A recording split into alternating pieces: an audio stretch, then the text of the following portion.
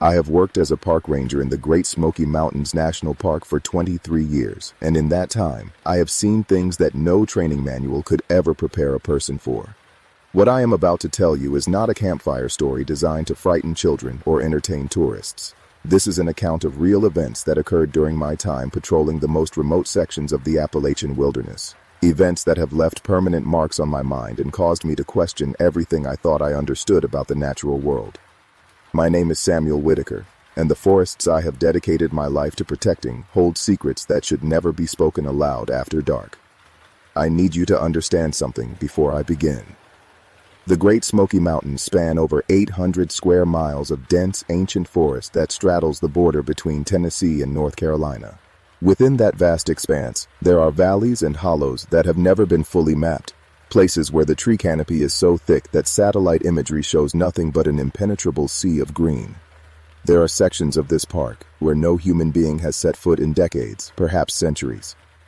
When people go missing in these mountains, they are often never found, and the official explanations we give to the families and the press are rarely the complete truth. I remember the first time I truly felt afraid in these woods. It was the autumn of 2006, and I had been stationed at the Cosby Ranger Station in the northeastern section of the park. The leaves were changing, painting the mountainsides in brilliant shades of orange and red, and the air carried that crisp bite that signals the approach of winter in Appalachia. I had been a ranger for 8 years at that point, confident in my abilities and comfortable with the solitude that the job required. Nothing could have prepared me for what I would encounter in the weeks that followed. It started with a missing person report. A hiker named Benjamin Caldwell, age 34, had set out alone on the Gabes Mountain Trail 5 days earlier and never returned to his vehicle at the Cosby Campground parking lot. His wife, Eleanor, had driven up from Knoxville to file the report in person, and I still remember the look in her eyes when she sat across from my desk and described her husband. He was an experienced outdoorsman, she told me, someone who had been hiking these mountains since childhood. He knew the trails better than most rangers, and he always checked in with her every evening using his satellite phone. But on the third night of his trip, the call stopped. She had waited 2 more days, hoping he had simply lost signal or forgotten to charge the battery before the dread became too much to bear. I organized a search party with 3 other rangers from our station. There was Thomas Harlan, a quiet man in his 50s who had worked these mountains longer than anyone I knew. There was William Forsyth, younger than me by a decade, but sharp and reliable in the field. And there was Ruth Donovan, one of the few female rangers in our district at the time, tough as nails and possessing an almost supernatural ability to read the forest. Together, we set out at dawn the following morning, our packs loaded with supplies for a 5-day search operation. The first 2 days yielded nothing. We covered every inch of the official trail, checking the established campsites and backcountry shelters, interviewing the handful of other hikers we encountered along the way. No one had seen Benjamin Caldwell. No one had even heard another person in the area during the time frame in question. It was as if the man had simply ceased to exist the moment he stepped into the forest.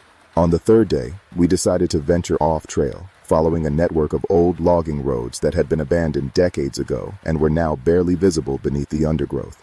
Thomas knew these paths better than anyone, having explored them during his early years with the Park Service. He led us deep into a section of forest that I had never entered, a place where the trees grew so close together that we had to turn sideways to pass between them. It was Ruth who found the first sign. She stopped suddenly, holding up her hand to signal us to halt, and pointed toward a massive oak tree about 30 yards ahead. At first, I did not see what she was indicating, but as I moved closer, the shape became clear. There was a backpack hanging from one of the lower branches, suspended about 8 feet off the ground. The pack was torn, its contents scattered on the forest floor below, and dark stains marked the fabric in several places. We approached carefully, weapons drawn, scanning the surrounding forest for any sign of a bear or other predator. The silence that greeted us was absolute. No birds sang in the canopy above. No insects hummed in the underbrush. Even the wind seemed to have died, leaving the air heavy and still. I had experienced quiet moments in the wilderness before, but this was different. This was an absence of sound so complete that it felt oppressive, as if something was actively suppressing all noise within the area. William climbed the tree to retrieve the backpack while the rest of us stood guard. When he brought it down, we examined the contents together. Inside, we found a wallet containing Benjamin Caldwell's driver license, a water bottle, some energy bars, a first aid kit, and a leather-bound journal. The satellite phone was missing, as were his tent and sleeping bag. Whatever had happened here, it had not claimed all of his gear. I opened the journal and began to read. The entry started normally enough, describing the beauty of the trail and the peace that Benjamin felt being alone in nature. He wrote about the changing leaves, the clarity of the mountain streams, the satisfaction of pushing his body through challenging terrain. But as I turned the pages, the tone shifted. On the third day of his hike, the day his calls to Eleanor had stopped, Benjamin had written something that made my blood run cold. The entry read, "I have been hearing footsteps behind me since noon. Every time I stop, they stop. Every time I turn around, there is nothing there." I thought at first it might be another hiker, or perhaps a deer following the same path, but the pattern is too deliberate. Something is tracking me. I'm going to make camp early tonight and set up in a defensive position. I have my knife and my bear spray. I am sure it is nothing, but I cannot shake this feeling of being watched. The following entry was shorter, written in handwriting that was noticeably less steady than the previous pages. It said, "I did not sleep. The footsteps circled my camp all night. They never came closer than the tree line, but they never stopped. I could see nothing in the darkness, not even with my flashlight.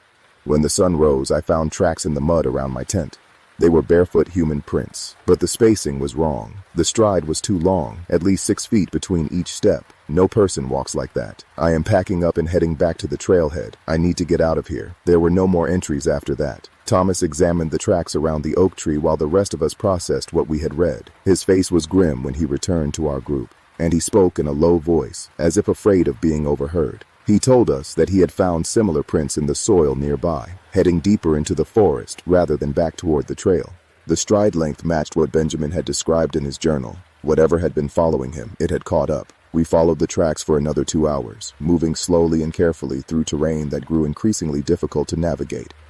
The forest here was old, older than any section I had previously explored, with trees that must have been standing when the first European settlers arrived in these mountains. Their trunks were massive, their bark covered in strange lichens and fungi that I did not recognize from any field guide. The undergrowth was sparse, leaving the forest floor covered in a thick carpet of dead leaves that muffled our footsteps. It was late afternoon when we found the cabin. I say cabin, but that word does not fully capture what we discovered. It was more like a structure that had grown out of the forest itself, its walls made from rough-hewn logs that had been stacked without any visible mortar or binding. The roof was covered in moss and creeping vines, and the single window on the front wall was just a dark opening with no glass or covering. There was no path leading to the door, no clearing around the building, no sign that anyone had maintained the property in decades. And yet, when I looked at the ground near the entrance, I saw fresh footprints in the mud, barefoot prints with an impossibly long stride. Thomas wanted to turn back. He told us that there were places in these mountains that the old-timers talked about, places that rangers were warned to avoid during their training.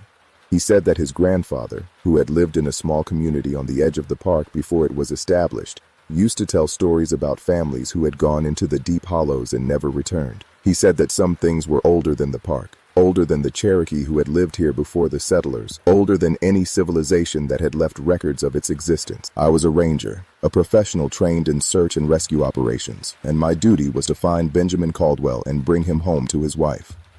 I told Thomas that we were going to investigate the cabin, and if he wanted to wait outside, that was his choice. But I was going in. The door was not locked. It was not even fully closed, hanging slightly ajar on hinges made from strips of leather that had hardened with age. I pushed it open with the barrel of my rifle, and the smell that washed over me was unlike anything I had encountered in my years of finding bodies in the wilderness.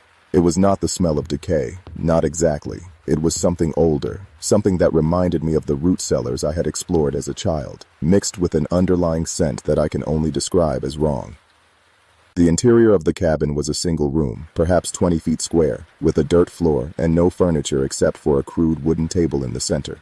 There were no cabinets, no bed, no fireplace, no indication that anyone had ever actually lived in this space. But on the walls, covering every inch of available surface from floor to ceiling, were carvings. They had been made with a blade of some kind, cutting deep into the wooden logs, and they depicted scenes that I struggle to describe even now. The carvings showed human figures, or at least figures that resembled humans in their basic shape. But their proportions were wrong, their limbs too long, their bodies too thin. their heads tilted at angles that no natural spine could achieve. They were shown in various poses, standing among trees, crouching over prone human forms, emerging from the ground itself. In some of the carvings, they appeared to be feeding, their elongated mouths pressed against the chests of their victims. Ruth was the first to notice the table. She called us over, her voice barely above a whisper, and pointed at the surface. There, arranged in a careful pattern, were personal items that did not belong together. A wedding ring, a child's shoe, a pair of reading glasses, a leather wallet, a watch with a broken band. And in the center of the arrangement, like a centerpiece at a grotesque dinner party, was a satellite phone. I picked up the phone and turned it on. The battery was almost dead, but there was enough power remaining to display the call history. The last outgoing call had been made 3 days earlier, to a number I recognized as the emergency line for the Park Service. The call had lasted 47 seconds before disconnecting. I checked our records later that evening, after we had retreated from the cabin and made camp several miles away. There was no record of any incoming call on that line during the timestamp shown on Benjamin's phone. Whatever he had tried to communicate in those 47 seconds, it had never reached us. We resumed our search the following morning, but we never found Benjamin Caldwell. We found more tracks, leading deeper into the hollow before disappearing entirely at the edge of a steep ravine. We found scraps of fabric caught on branches, pieces of his tent scattered across the forest floor, one of his hiking boots wedged between 2 rocks at the bottom of a dry creek bed. But we never found his body. We never found any remains that could be returned to his wife for burial. The official report listed Benjamin Caldwell as missing, presumed dead, likely the victim of a fall into the ravine during a moment of disorientation or panic. The cabin was not mentioned. The carvings were not photographed. The items on the table were collected as evidence, and then, according to the paperwork, were lost during a filing transition at the district office. I know this because I was the one who signed the inventory sheet. I know what we found in that cabin, and I know that someone, somewhere in the chain of command, decided that the public did not need to know. Thomas retired 6 months after the search. He moved to Florida, as far from the mountains as he could get while remaining in the southeastern United States, and he never responded to any of my attempts to contact him. William transferred to a different park, somewhere in the desert southwest, and the last I heard, he was doing well. Ruth stayed on for another 3 years before leaving the Park Service entirely to work for a private wilderness therapy program. She and I still talk occasionally, but we never discuss that autumn, never mention the cabin or the carvings or the footprints with the impossible stride. I stayed because someone has to.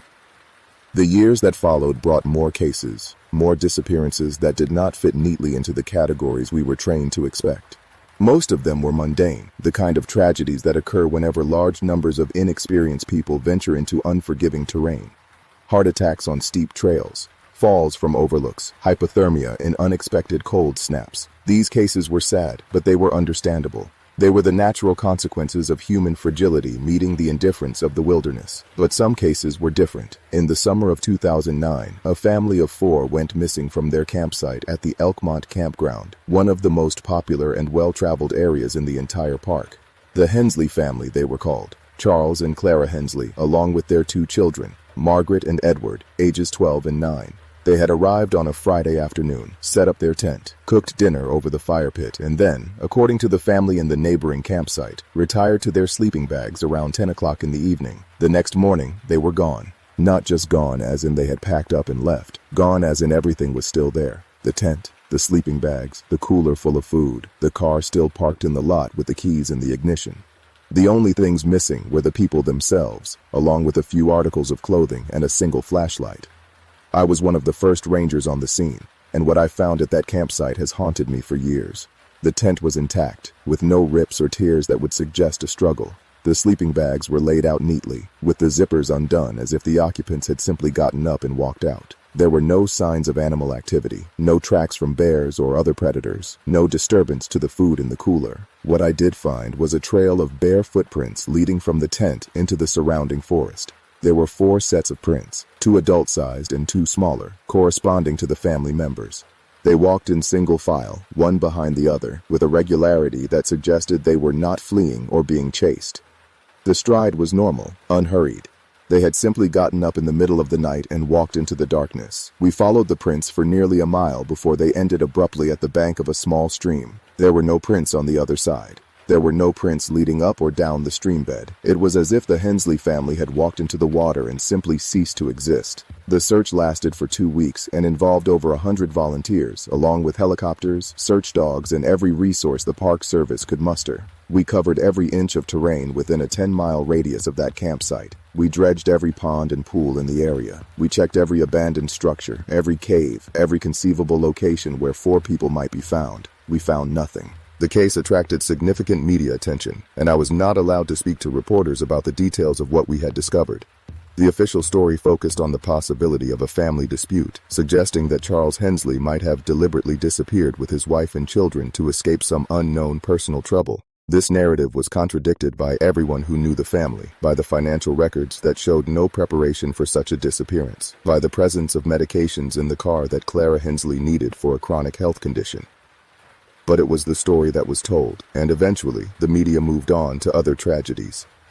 I did not move on.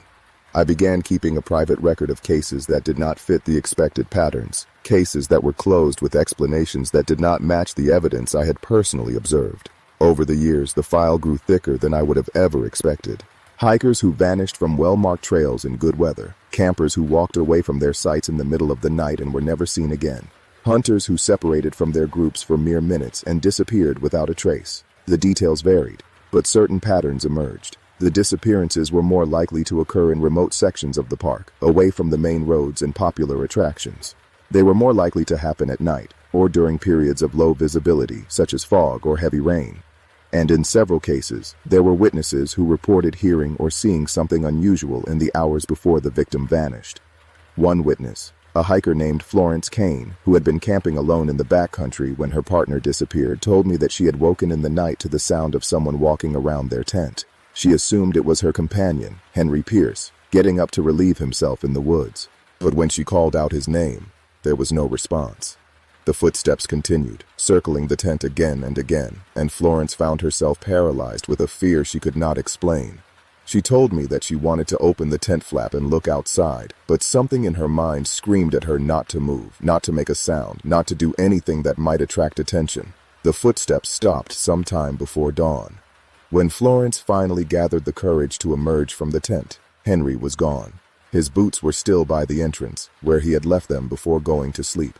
His jacket was still draped over his pack, only his flashlight was missing, along with the man himself. We found Henry's flashlight 2 days later, at the bottom of a ravine over 3 miles from the campsite. It was still turned on when we recovered it, the beam having worn down to a faint yellow glow. There was no sign of Henry himself, no blood, no clothing, no indication of what had happened to him or how his flashlight had ended up in such a remote location. Florence left the park the same day we found the flashlight. She moved back to her hometown in Ohio and, as far as I know, has never returned to the mountains. I do not blame her. I am not sure I would have the strength to stay if I had experienced what she described. The case that finally broke something inside me occurred in the autumn of 2014. I was stationed at the Mount LeConte shelter at the time, one of the most remote accommodations in the park. The shelter sits at over 6,000 feet of elevation, accessible only by foot via a network of trails that can take anywhere from 5 to 8 hours to hike depending on your starting point. It is a popular destination for serious hikers, and during the peak season, the bunk beds are often fully reserved weeks in advance. That October, reservations were down due to a series of early storms that had made the trails treacherous. I was essentially alone on the mountain, with only occasional day hikers passing through and no overnight guests expected for several nights. The solitude did not bother me. I had grown accustomed to extended periods of isolation during my years in the service, and I welcomed the opportunity to catch up on maintenance tasks and paperwork without the constant demands of visitor management. The first sign that something was wrong came on my 3rd night alone at the shelter. I was sitting in the main building, reading by the light of a battery-powered lantern, when I became aware of a sound outside. At first, I thought it was the wind, which had been picking up throughout the evening as another front moved through the area. But as I listened more carefully, I realized that the sound was too rhythmic, too deliberate to be the random gusts of a mountain storm. It was footsteps. Someone was walking around the building. I set down my book and reached for the flashlight on the table beside me. The footsteps continued, moving slowly along the eastern wall of the shelter, then pausing at the corner. I called out, announcing my presence as a park ranger, asking if anyone was there and needed assistance. There was no response. I moved to the window and looked outside, but the darkness was complete. The moon was hidden behind thick clouds, and the nearest artificial light was miles away at the base of the mountain. My flashlight beam cut through the black, illuminating the trees at the edge of the clearing, but revealing nothing that could explain the sounds I had heard. The footsteps resumed, moving now along the northern wall, toward the front entrance. I watched the door, my hand resting on the handle of my service weapon, my heart beating faster than I wanted to admit. The steps grew closer, then stopped directly outside the door. I waited. 1 minute passed. Then 2. The silence was absolute, broken only by the distant rumble of thunder from the approaching storm. I told myself that it must have been an animal, perhaps a black bear investigating the building or a curious deer wandering through the campsite. I told myself that my imagination was playing tricks on me, that the isolation and the darkness were combining to create phantom threats. Then the door handle began to move. It was a slow movement, almost imperceptible at first. The lever shifted downward, pressed from the outside by something applying steady, deliberate force. I stepped back, raising my flashlight like a weapon, my voice catching in my throat as I tried to call out. The lever continued to descend, reaching the point where the latch would disengage and the door would swing open. And then it stopped. The pressure released. The lever returned to its neutral position. And from outside, I heard a single sound, a long, slow exhalation, like someone releasing a breath they had been holding for an impossibly long time. Then the footsteps retreated, moving away from the door, back around the corner of the building, fading into the night until I could no longer distinguish them from the sounds of the wind in the trees. I did not sleep that night. I sat in the corner of the main room with my back to the wall and my weapon in my lap, watching the door until the first gray light of dawn began to filter through the windows. When the sun finally rose, I emerged from the shelter and examined the ground around the building. There were prints in the soft earth near the eastern wall. They were bare feet, larger than any human foot I had ever seen, with toes that seemed to elongate toward the tips like the fingers of a grasping hand. The stride between prints was over 6 feet, just as Benjamin Caldwell had described in his journal 8 years earlier. They led around the building to the front door, then away into the forest toward the north, disappearing among the rocks and roots of the mountain slope. I reported the incident to my supervisor when I returned to the main station 3 days later. I told him everything I had seen and heard, showed him photographs of the footprints I had taken with my personal camera, explained the connection to previous cases I had been tracking in my private files. He listened patiently, then told me to take some time off. He suggested that the isolation of the mountain posting might be affecting my judgment, that the stress of years of search and rescue work could be taking a toll I was not aware of. He did not accuse me of lying, but he made it clear that what I was describing was not something the Park Service could officially acknowledge or investigate. I took the time off, but not because I doubted what I had experienced. I took it because I needed to understand what I was dealing with, and I could not do that from within the constraints of my official position. I spent the next 3 months researching the history of the Great Smoky Mountains, going back further than any Park Service training had ever taken me. I read accounts from the earliest European explorers, from the missionaries who had worked among the Cherokee, from the settlers who had carved out small communities in these hollows before the park was established. I visited libraries and historical societies throughout Tennessee and North Carolina, poring over documents that had not been examined in decades. What I found did not provide the answers I was looking for, but it confirmed that I was not the first person to encounter something strange in these mountains. The Cherokee had names for things that lived in the deep forests, beings that did not fit into any natural category. They spoke of the Nunahai, the immortal ones who sometimes helped lost travelers but could also lead them astray forever. They spoke of the Uktena, great serpents with horns and scales that could kill with a glance. And they spoke of other things, darker things, that the elders refused to discuss in detail for fear of attracting their attention. The early settlers had their own stories. They told of families who had ventured too far into the hollows and returned changed, or who did not return at all. They told of lights in the deep woods that lured travelers from the paths. They told of voices that mimicked the cries of loved ones, drawing rescue parties into traps from which there was no escape. One account in particular caught my attention. It was from the journal of a circuit-riding preacher named Edward Marshall, who had traveled through the area in the 1840s. He wrote of visiting a small community near what is now the Cataloochee Valley, where the residents lived in constant fear of something they called the Walker. According to Marshall, the Walker was a creature that had lived in these mountains since before any people had arrived. It could take any form, but its true appearance was that of a human being, stretched and distorted, with limbs that bent in wrong directions and a face that was almost right but never quite convincing. The walker, according to the people Marshall interviewed, did not kill its victims. It collected them. It took them to a place deep in the mountains, a place no living person had ever seen and returned from, and what happened to them there was beyond human understanding. The only defense against the walker was to never acknowledge its presence. If you heard its footsteps, you did not look. If you felt its gaze, you did not meet its eyes. If it called your name, you did not answer. The community that Marshall visited is no longer on any map. The records I could find suggested that it was abandoned in the 1850s, the residents having moved away to other parts of the region or simply disappeared from historical records entirely. I returned to work in the spring of 2015, and I have continued in my position ever since.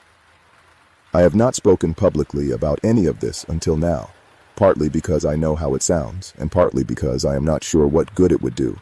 The Park Service is not equipped to deal with threats that cannot be categorized, cannot be studied, cannot be managed with policies and procedures. The visitors who come to these mountains every year are not prepared to accept that there might be things in the wilderness that are beyond their understanding. But I can no longer keep silent because the disappearances have not stopped. They have accelerated. In the last 5 years, the number of missing persons cases in the Great Smoky Mountains National Park has increased by over 30%, even as overall visitor numbers have remained relatively stable. Most of these cases follow the familiar patterns: inexperienced hikers who underestimate the terrain, elderly visitors who wander from established paths, children who stray from their parents during moments of distraction. These cases are tragic but comprehensible. But a growing percentage of cases defy explanation. Experienced outdoorsmen who vanish without a trace. Groups who separate and then cannot find each other again despite being within shouting distance. Searchers who report strange sounds and sensations in areas where victims were last seen. And in at least 3 cases that I am personally aware of, bare footprints with an impossible stride have been found near the last known location of the missing person. I do not know what the walker is. I do not know if it is a single entity or one of many. I do not know where it takes its victims or what it does with them. I only know that it is real, that it has been in these mountains for longer than any of us can imagine, and that it shows no signs of stopping. I still patrol the backcountry trails. I still respond to missing persons reports. I still walk the same paths that Benjamin Caldwell walked before he disappeared.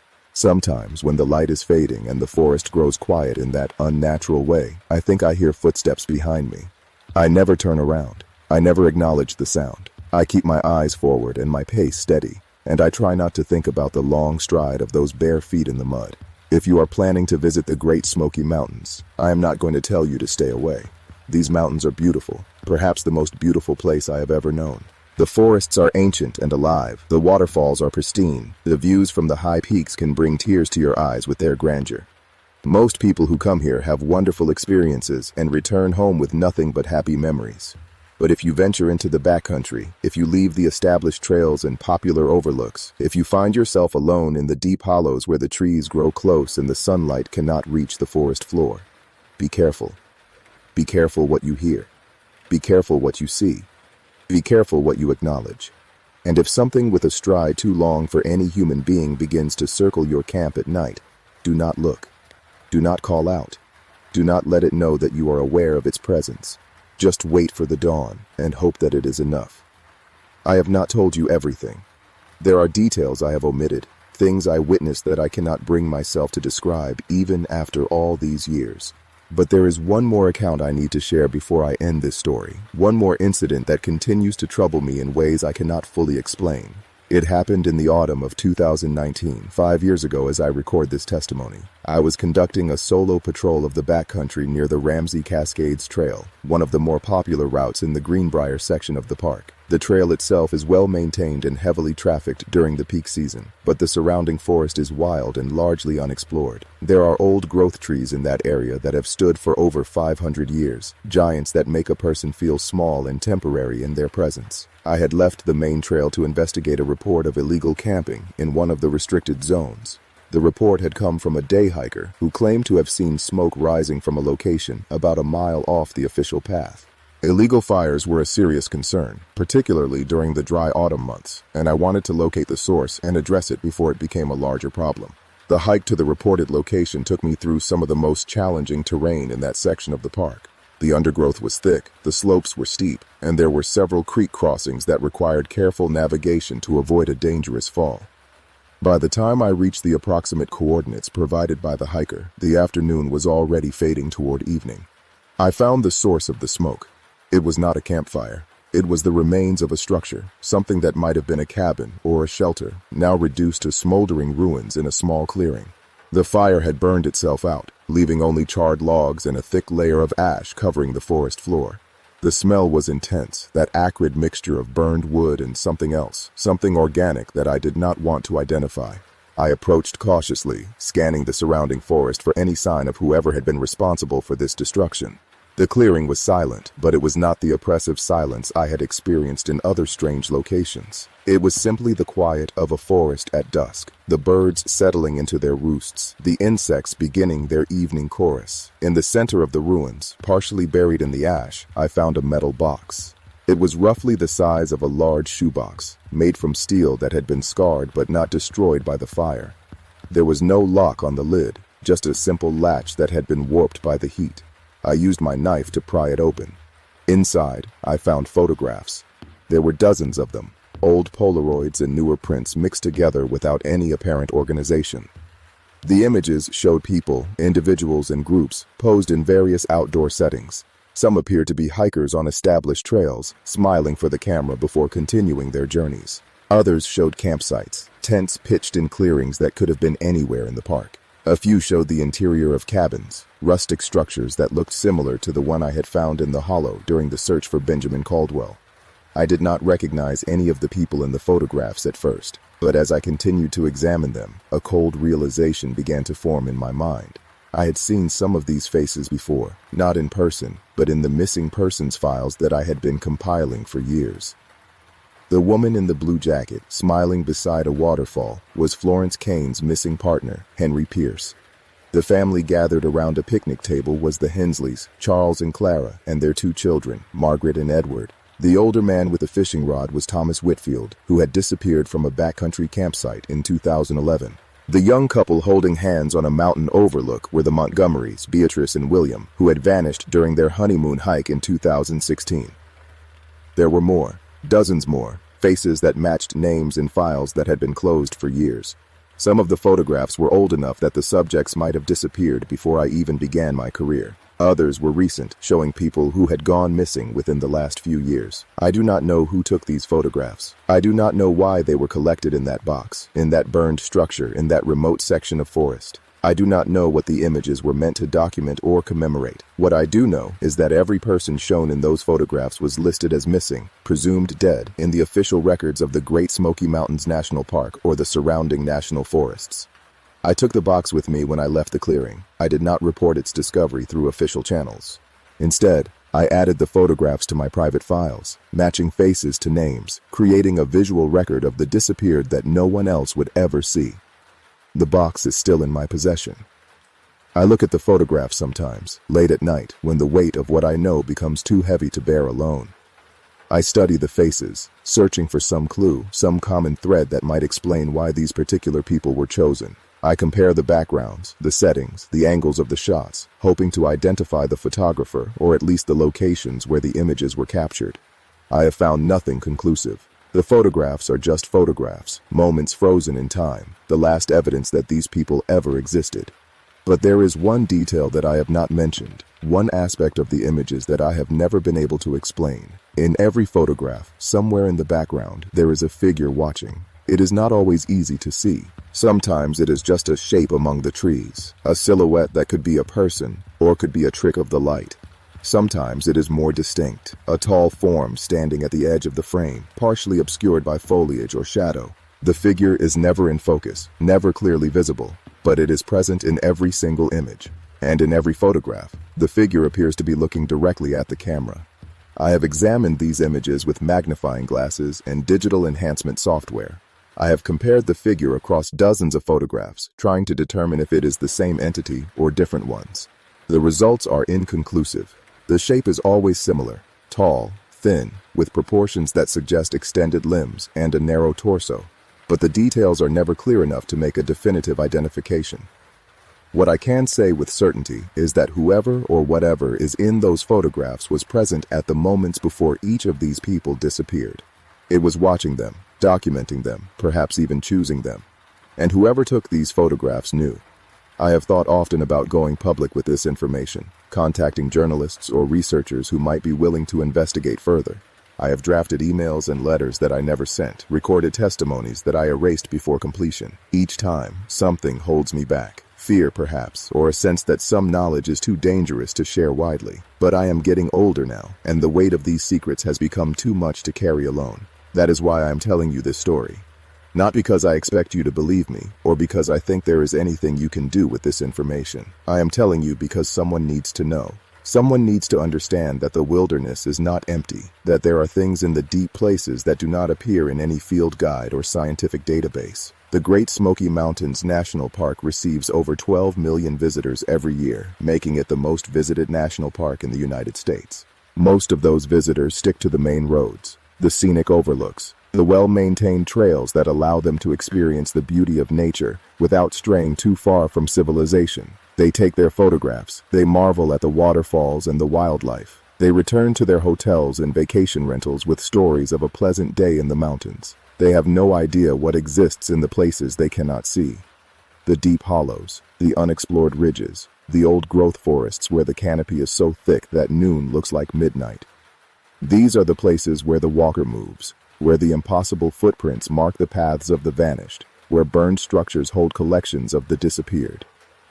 I have walked these places for over 2 decades. I have seen things that I cannot explain and encountered phenomena that defy natural law. I have lost colleagues and searched for people who were never found. And I have come to accept that there are limits to what we can know, boundaries beyond which human understanding simply cannot reach. I am not asking you to believe me. I am only asking you to remember. Remember that the wilderness has rules that we do not fully understand. Remember that solitude in the deep forest is never truly solitude. Remember that the night sounds you hear might not be animals, and the shapes you glimpse in the shadows might not be tricks of light. And if you ever find yourself in a place where the silence becomes absolute, where the birds stop singing and the insects go quiet, and even the wind seems to hold its breath, do not wait to see what happens next. Run. I have one final thing to share with you, something that happened just 3 months ago, in the summer of this year. I was hiking one of my regular patrol routes in the backcountry near Klingman's Dome, the highest point in the park. It was a clear day, warm but not oppressively hot, with excellent visibility in all directions. I had stopped to rest at a small overlook, drinking water from my canteen and enjoying the panoramic view of the surrounding mountains. There was a woman at the overlook when I arrived. She was sitting on a flat rock near the edge of the viewing area, her back to me, looking out over the forest below. I called out a greeting, identifying myself as a ranger and asking if she needed any assistance. She did not turn around. I approached closer, thinking perhaps she had not heard me, and repeated my greeting. Still no response. The woman remained perfectly still, her posture unnaturally rigid, her long dark hair hanging motionless despite the light breeze that rustled the vegetation around us. I was about 10 feet away when I noticed the first wrong thing. Her arms were too long. The hands that rested on her knees extended past where they should have ended, the fingers thin and slightly curved, like the legs of a spider. I stopped walking. The woman spoke without turning around. Her voice was pleasant, conversational, but there was something beneath the surface, a quality that did not quite match the movement of her lips. She asked me if I had been looking for them. I did not ask who she meant. I did not ask what she was talking about. I stood perfectly still, my hand resting on my weapon, my eyes fixed on the back of her head. She told me that they were safe. All of them, she said. Every person who had ever walked into these mountains and not walked out again. They were in a place where time moved differently, where the concepts of pain and fear had no meaning. They were being taken care of. I found my voice and asked her who she was. She laughed. It was a pleasant sound, the kind of laugh you might hear from a friend sharing a private joke. But there was an edge to it, a hollowness that suggested the laughter was a performance rather than a genuine expression of emotion. She told me that she was a collector, that she had been walking these mountains since before they had a name, since before the first people crossed the land bridge and made their homes in this continent. She told me that she remembered the glaciers retreating and the forests growing and the megafauna dying out, one by one, until only the small creatures remained. She told me that humans were her favorite. So fragile, she said, so brief, but so interesting, so full of stories and dreams and fears that made them worth collecting. I asked her what she did with the people she collected.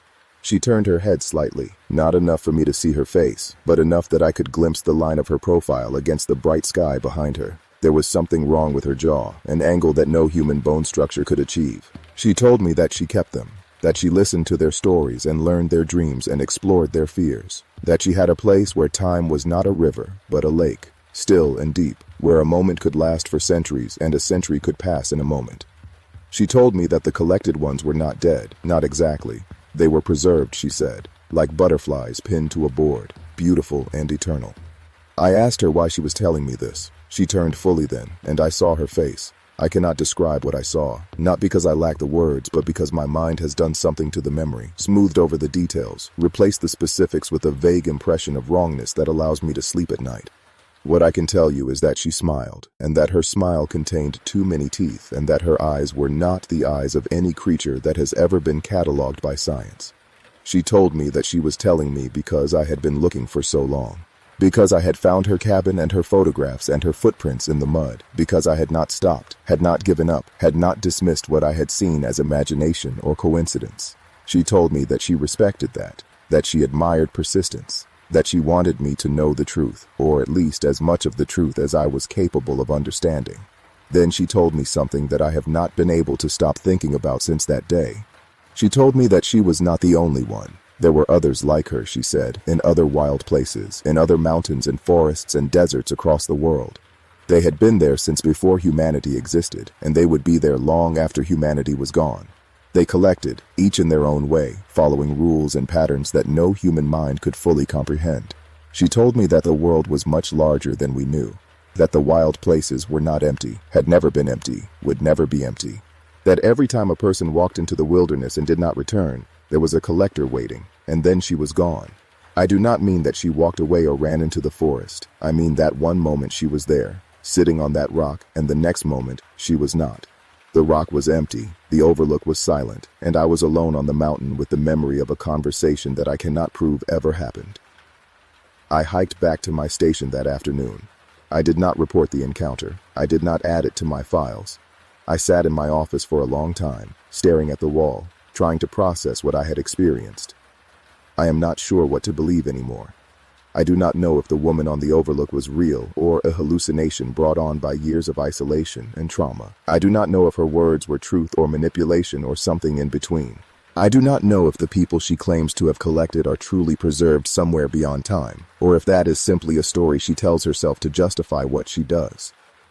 What I know is this: people continue to disappear in the Great Smoky Mountains. The footprints with the impossible stride continue to appear near the last known locations of the missing. The deep hollows and unexplored ridges continue to hide secrets that no search party will ever uncover.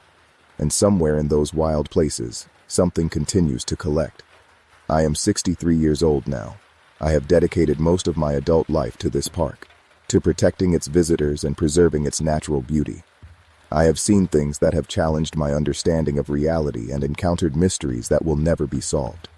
I have lost friends and colleagues to the wilderness, some to accidents and illness, others to disappearances that defied explanation. I do not expect to work many more years. The physical demands of the job are becoming harder to meet, and the emotional weight of what I know grows heavier with each passing season. When I finally hang up my uniform, I will carry these memories with me, along with the photographs and the files and the questions that will never be answered. But before I go, I wanted to tell this story. I wanted someone to hear what I have seen and experienced, to know that the official narratives are not always the complete truth, to understand that the wilderness is not simply a beautiful backdrop for human recreation, but something much older and much stranger than we allow ourselves to imagine. If you have read this far, thank you. Thank you for listening to the words of an old ranger who has seen too much and understood too little. Thank you for allowing me to share the burden of this knowledge, even if only through the distance of a story told and heard. And if you ever find yourself in the Great Smoky Mountains, hiking through the ancient forests or climbing the mist-shrouded peaks, please remember what I have told you. Stay on the trails. Travel in groups. Do not venture into the deep hollows after dark. And if you hear footsteps with a stride too long for any human being, do not look back. Just keep walking. Just keep walking until you reach the light. I wish I could tell you that this is the end of my account, that I have shared everything I know and can now rest easy with a clear conscience. But there is one more chapter to this story, one more incident that occurred just last month, which compelled me to finally commit these memories to words. I was at home, in my small cabin on the edge of the park boundary, when I heard a knock at my door at approximately 3 in the morning. I live alone. My wife passed away 7 years ago, and my children have long since moved to other parts of the country. The nearest neighbor is over a mile away, and the road to my cabin is not easy to navigate in daylight, let alone in the dead of night. No one has ever visited me at that hour without prior arrangement. I did not answer the door. Instead, I lay in my bed, listening to the silence that followed the knock. The cabin was dark, the only light coming from the faint glow of the digital clock on my nightstand. Outside, the forest was quiet. No insects, no nightbirds, no wind in the trees. The knock came again, 3 slow, deliberate impacts on the wooden door. I reached for the handgun I keep in my nightstand drawer, the same weapon I have carried for decades in my work as a ranger. I did not get out of bed. I did not move toward the door or the window. I lay perfectly still, controlling my breathing, trying to hear any other sound that might tell me who or what was outside. The third knock was different. It was not 3 impacts, but a single, prolonged pressure, as if something was leaning against the door with its full weight. The wood groaned under the strain, and I could hear the hinges beginning to protest. Then a voice spoke through the door. It was a woman's voice, pleasant and conversational, exactly as I remembered it from the overlook.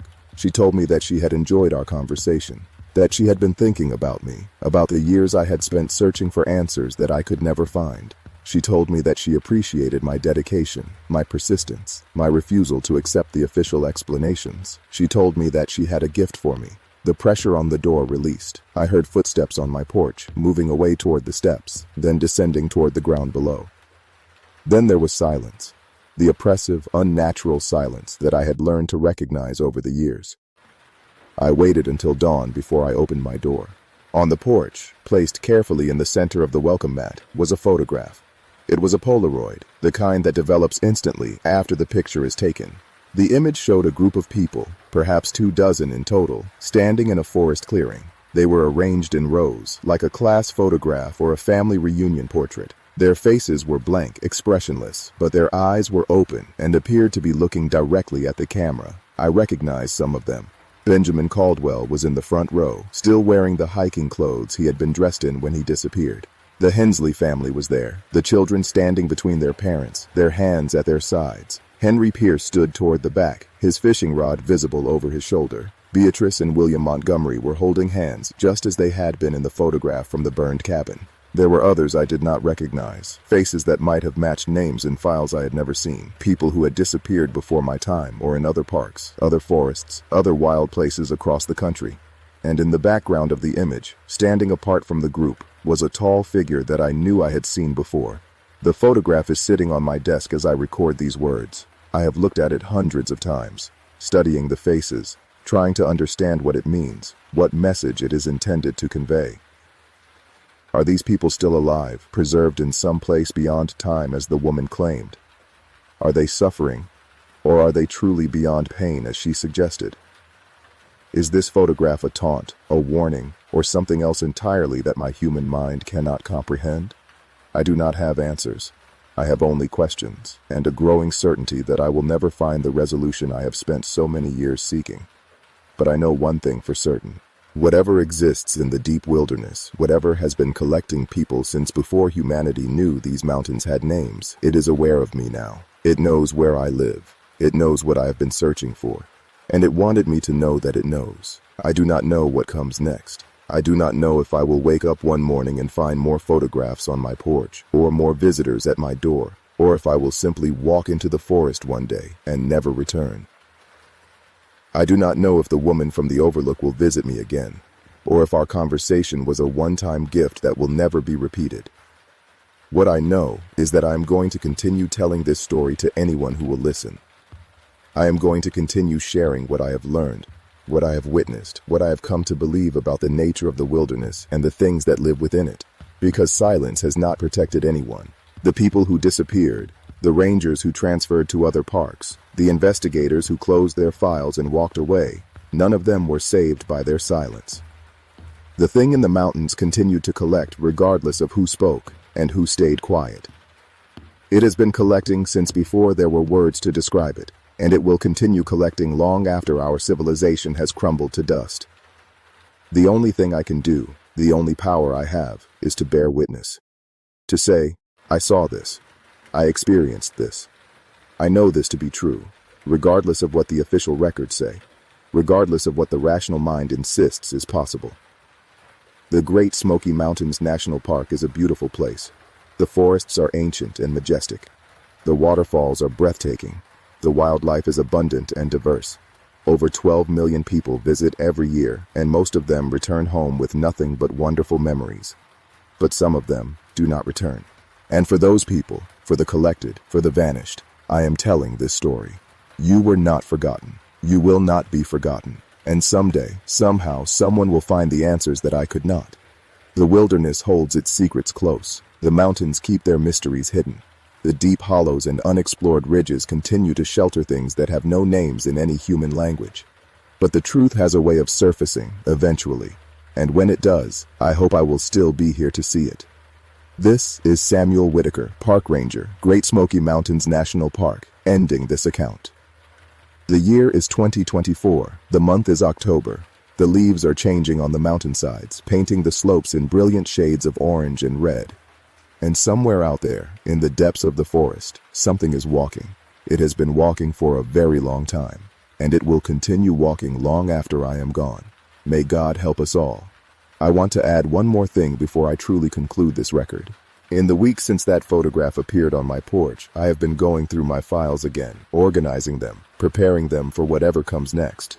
In that process, I discovered something I had overlooked for years. It was a handwritten note tucked into the back of the leather journal we recovered from Benjamin Caldwell's backpack back in 2006. The note was on a different type of paper than the journal pages, and the handwriting was not Benjamin's. I do not know how it got there or when it was added to the journal. The note contained only 3 sentences. Thank you for looking for me. I am still here. The trees are very tall. I do not know what to make of these words. I do not know if they were written by Benjamin or by someone else, if they are a genuine message or some kind of elaborate deception. I do not know what it means to be still here in the context of whatever the woman from the Overlook described. But I know that those words have been haunting me since I found them. I know that they suggest something about the fate of the disappeared that is perhaps more terrible than simple death, or perhaps more hopeful, depending on how you interpret them. I am still here. What does it mean to be still here, in a place where time moves differently, where moments can stretch into centuries? What does it mean to be preserved, to be collected, to exist in a state that is neither life nor death as we understand those concepts? I have no answers. I have only the words on that yellowed piece of paper, written in handwriting I do not recognize, signed by no one. And I have the photograph on my desk, with its rows of blank-faced people, standing in a clearing that exists in no location I can identify, looking at a camera held by hands I cannot see. And I have 23 years of memories, of searches and disappearances and footprints with an impossible stride, of burned cabins and carved walls and personal effects arranged on tables like offerings at a shrine. This is what I know. This is what I have witnessed. This is what I am leaving behind. The Great Smoky Mountains are waiting. The deep hollows are calling. The walker is still walking, and the collectors are still collecting, and somewhere in the spaces between the trees, in the darkness that sunlight cannot reach, something ancient is watching and waiting for the next person to stray from the path, waiting for the next story to begin. Be careful out there. Be very, very careful. And remember, if you hear footsteps behind you, if you feel eyes upon you, if the forest goes quiet in a way that feels wrong, do not look back. Just keep walking.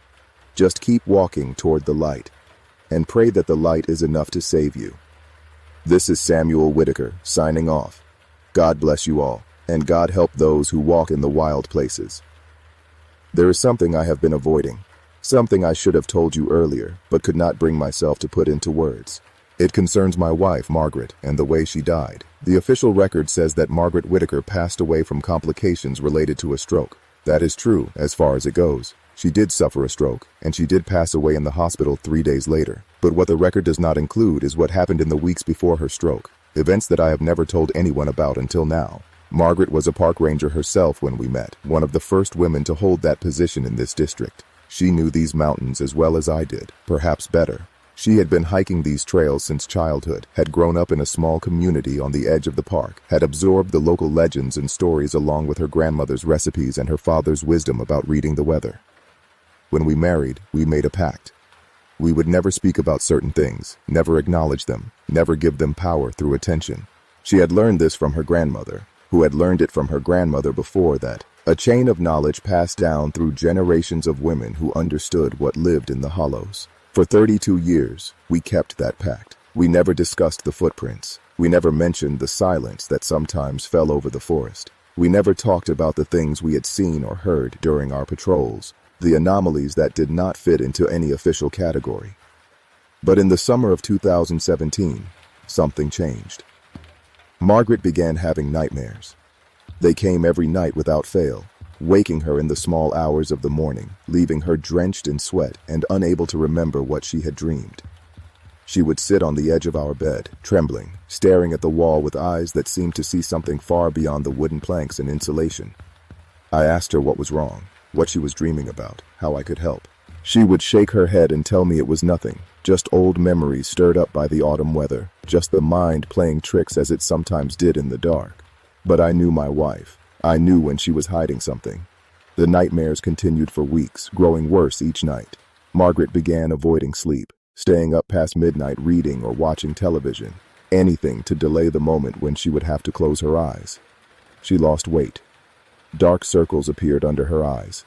Her hands developed a fine tremor that she tried to hide but could not completely conceal.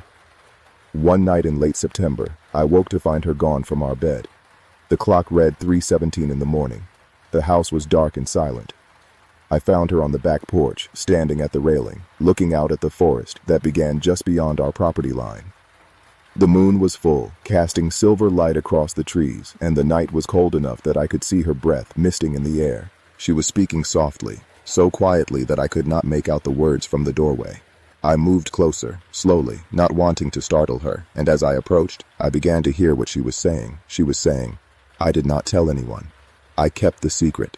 You cannot blame me for what he found." She was repeating these words over and over, like a prayer or an incantation, her voice flat and mechanical. I touched her shoulder, and she spun around with a cry of terror, her eyes wide, her hands coming up as if to ward off an attack. When she recognized me, she collapsed into my arms, sobbing, clinging to me with a strength born of pure fear. I held her for a long time, there on the porch, in the cold October night. When she finally stopped crying, I led her inside, wrapped her in blankets, made her tea, and sat with her until the sun began to rise. Then she told me what she had been dreaming. She dreamed of the hollow. Not just any hollow, but a specific place. A location she had stumbled upon during her first year as a ranger, back in 1982, 3 years before we met. She had been hiking off-trail, investigating a report of poaching in a remote section of the park, when she had found herself in a narrow valley that did not appear on any map. The hollow was wrong, she told me. Everything about it was wrong. The trees were too tall, too straight, their bark too smooth. The undergrowth was absent, replaced by a carpet of dead leaves that should have decayed years ago, but remained perfectly preserved. The air was still, utterly still, with no wind, no insects, no birds, no sound of any kind. At the center of the hollow, she had found a clearing. In the clearing, there was a stone. The stone was rectangular, roughly 6 feet long and 3 feet wide, like an altar or a coffin lid. Its surface was covered in carvings, symbols, and shapes that did not match any Native American art she had studied, or any other human design system she had ever encountered. The carvings seemed to move when she looked at them, shifting and rearranging themselves at the edge of her vision, though they remained static whenever she focused directly on them. She had approached the stone, drawn by a curiosity she could not explain. She had reached out to touch the surface, to feel the carvings beneath her fingertips. And then she had heard the footsteps. They came from behind her, from the trees at the edge of the clearing, slow and deliberate, and impossibly far apart. She did not turn around. She did not look. She remembered her grandmother's warnings, the rules that had been passed down through her family for generations. She ran. She ran without looking back, crashing through the forest, ignoring the branches that tore at her clothes and the roots that threatened to trip her. She ran until she reached a trail she recognized, then ran further until she reached her vehicle parked at a trailhead several miles away. She never went back to that hollow. She never told anyone what she had found. She followed the rule that her grandmother had taught her. Do not speak of them. Do not acknowledge them. Do not give them power through attention. But now, 35 years later, they had found her. That was what she believed. What she told me on that October morning as the sun rose and the shadows retreated from our porch. She believed that the thing in the hollow had finally tracked her down, that her decades of silence had only delayed the inevitable, that the dreams were a prelude to something much worse. I tried to comfort her. I told her that dreams were just dreams, that the stress of aging and the physical changes of menopause could cause vivid nightmares, that there were medications and therapies that could help. I told her that whatever she had experienced in that hollow, it was in the past, and the past could not reach out and touch the present. I was wrong. 2 weeks later, Margaret had her stroke. She was standing in our kitchen, making dinner, when she suddenly stopped moving and fell to the floor. I found her there when I returned from a patrol, unconscious, barely breathing, her face slack on one side. The doctors said it was a massive cerebral hemorrhage, the kind that strikes without warning and leaves little hope of recovery. She lingered for 3 days in the hospital, never regaining consciousness, before her body finally gave out. I was holding her hand when she died. In those final moments, as her breathing slowed and her heart began to fail, her eyes opened. They were clear, focused, aware in a way they had not been since before the stroke. She looked at me, and I could see that she knew me, recognized me, understood that this was the end. Then her gaze shifted, moving past me toward the corner of the hospital room. Her expression changed. The fear that had haunted her for weeks, the terror that had driven her to sleepless nights and whispered prayers, it was there in her eyes, but it was joined by something else, something like acceptance, something like resignation. She squeezed my hand once with the little strength she had left, and then she whispered 3 words. It was beautiful. I do not know what she saw in that corner. I do not know what came for her in those final moments. I only know that she was no longer afraid when she passed, that whatever she had been running from for 35 years had finally caught up to her, and that in the end, she had found something she had not expected. Beauty. It was beautiful. I think about those words every day. I turn them over in my mind, examining them from every angle, trying to understand what they might mean. Was it a mercy, the thing that took her? Was the terror just a misunderstanding, a human reaction to something too large and strange to comprehend without fear?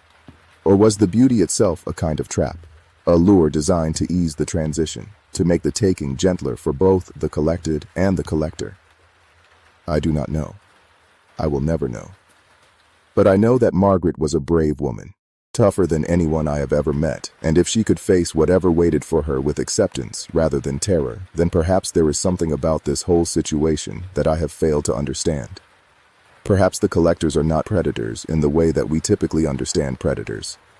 Perhaps they are something else entirely, something that operates according to rules and purposes that human morality cannot evaluate. Perhaps the people who disappear in these mountains are not victims but participants in something vast and incomprehensible, something that began before humanity existed and will continue long after we are gone. Perhaps. Or perhaps I am just an old man, trying to find meaning in random tragedy, trying to believe that my wife's death was not simply the cruel indifference of a biological system breaking down. I do not know what to believe anymore. What I know is that the Great Smoky Mountains are still out there, ancient and patient, keeping their secrets. What I know is that people will continue to disappear, and official reports will continue to offer explanations that do not quite fit the evidence. What I know is that somewhere in the deep hollows, something is still walking, still watching, still collecting. And what I know is that someday, probably sooner rather than later, I will walk into those mountains for the last time.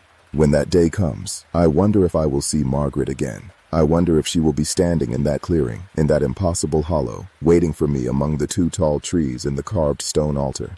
I wonder if she will take my hand and show me what she saw in those final moments, what made her whisper those 3 impossible words. It was beautiful. I wonder if I will understand finally what all of this has been about. Or if understanding is simply not possible for minds like ours, shaped by evolution to survive in a world much smaller and simpler than the one that actually exists. I am tired now. The telling of this story has taken more out of me than I expected. My hand is cramped from writing. My eyes are strained from looking at these pages. My heart is heavy with memories I have carried alone for too long. But I am glad that I have told it. I am glad that someone else will know what I know, will carry this burden forward after I am gone. To whoever reads these words, remember them. Remember the footprints with the impossible stride. Remember the silence that falls over the forest. Remember the carved walls and the burned cabins and the photographs of the collected. Remember that the wilderness is not empty. And remember that if you ever hear footsteps behind you in the deep places, footsteps too far apart to be human, footsteps that stop when you stop and start when you start, do not look back. Do not acknowledge what follows you. Just keep walking. Just keep walking toward the light.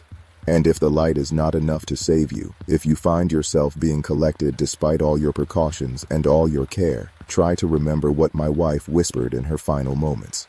It was beautiful. Maybe, in the end, that is all we can hope for. Maybe beauty is the only redemption available to us, the only meaning we can find in an existence that contains such mystery and such terror. Maybe. The leaves are falling now outside my window. The mountains are putting on their autumn display, brilliant oranges and reds painting the slopes in colors that seem too vivid to be real. Another season is ending. Another winter is approaching, and I am still here, still walking, still watching. For now. This is Samuel Whitaker, Park Ranger, Witness, Survivor, signing off. May God be with you all, and may God be with me when my time finally comes. I need to tell you about the stairs. I was not going to include this part. It sounds too strange, too much like the urban legends that circulate among ranger communities across the country. But if I am going to tell the truth, the whole truth, then I cannot leave this out. The stairs are real. I first encountered them in the spring of 2011 while conducting a routine patrol of the backcountry near Newfound Gap. I was about 4 miles from the nearest trail, moving through a section of old-growth forest that I had explored dozens of times before. The terrain was familiar, the landmarks recognizable. I knew exactly where I was. And then I saw the staircase. It was standing in the middle of a small clearing, completely out of context, as if someone had taken the stairs from an old house and placed them among the trees. The structure was made from wood, weathered but not rotten, with a railing on one side and a landing at the top. There were approximately 20 steps in total. The staircase led nowhere. It simply rose from the forest floor, climbed to a height of about 15 feet, and stopped. There was nothing at the top, no platform or doorway, just empty air. I stood there for a long time, staring at this impossible thing, trying to make sense of what I was seeing.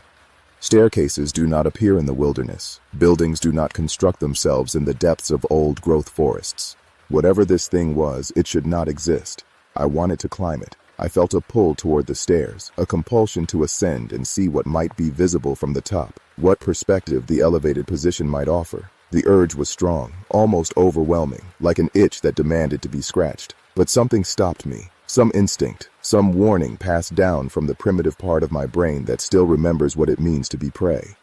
I took a step back, then another, then turned and walked away from the clearing without looking back.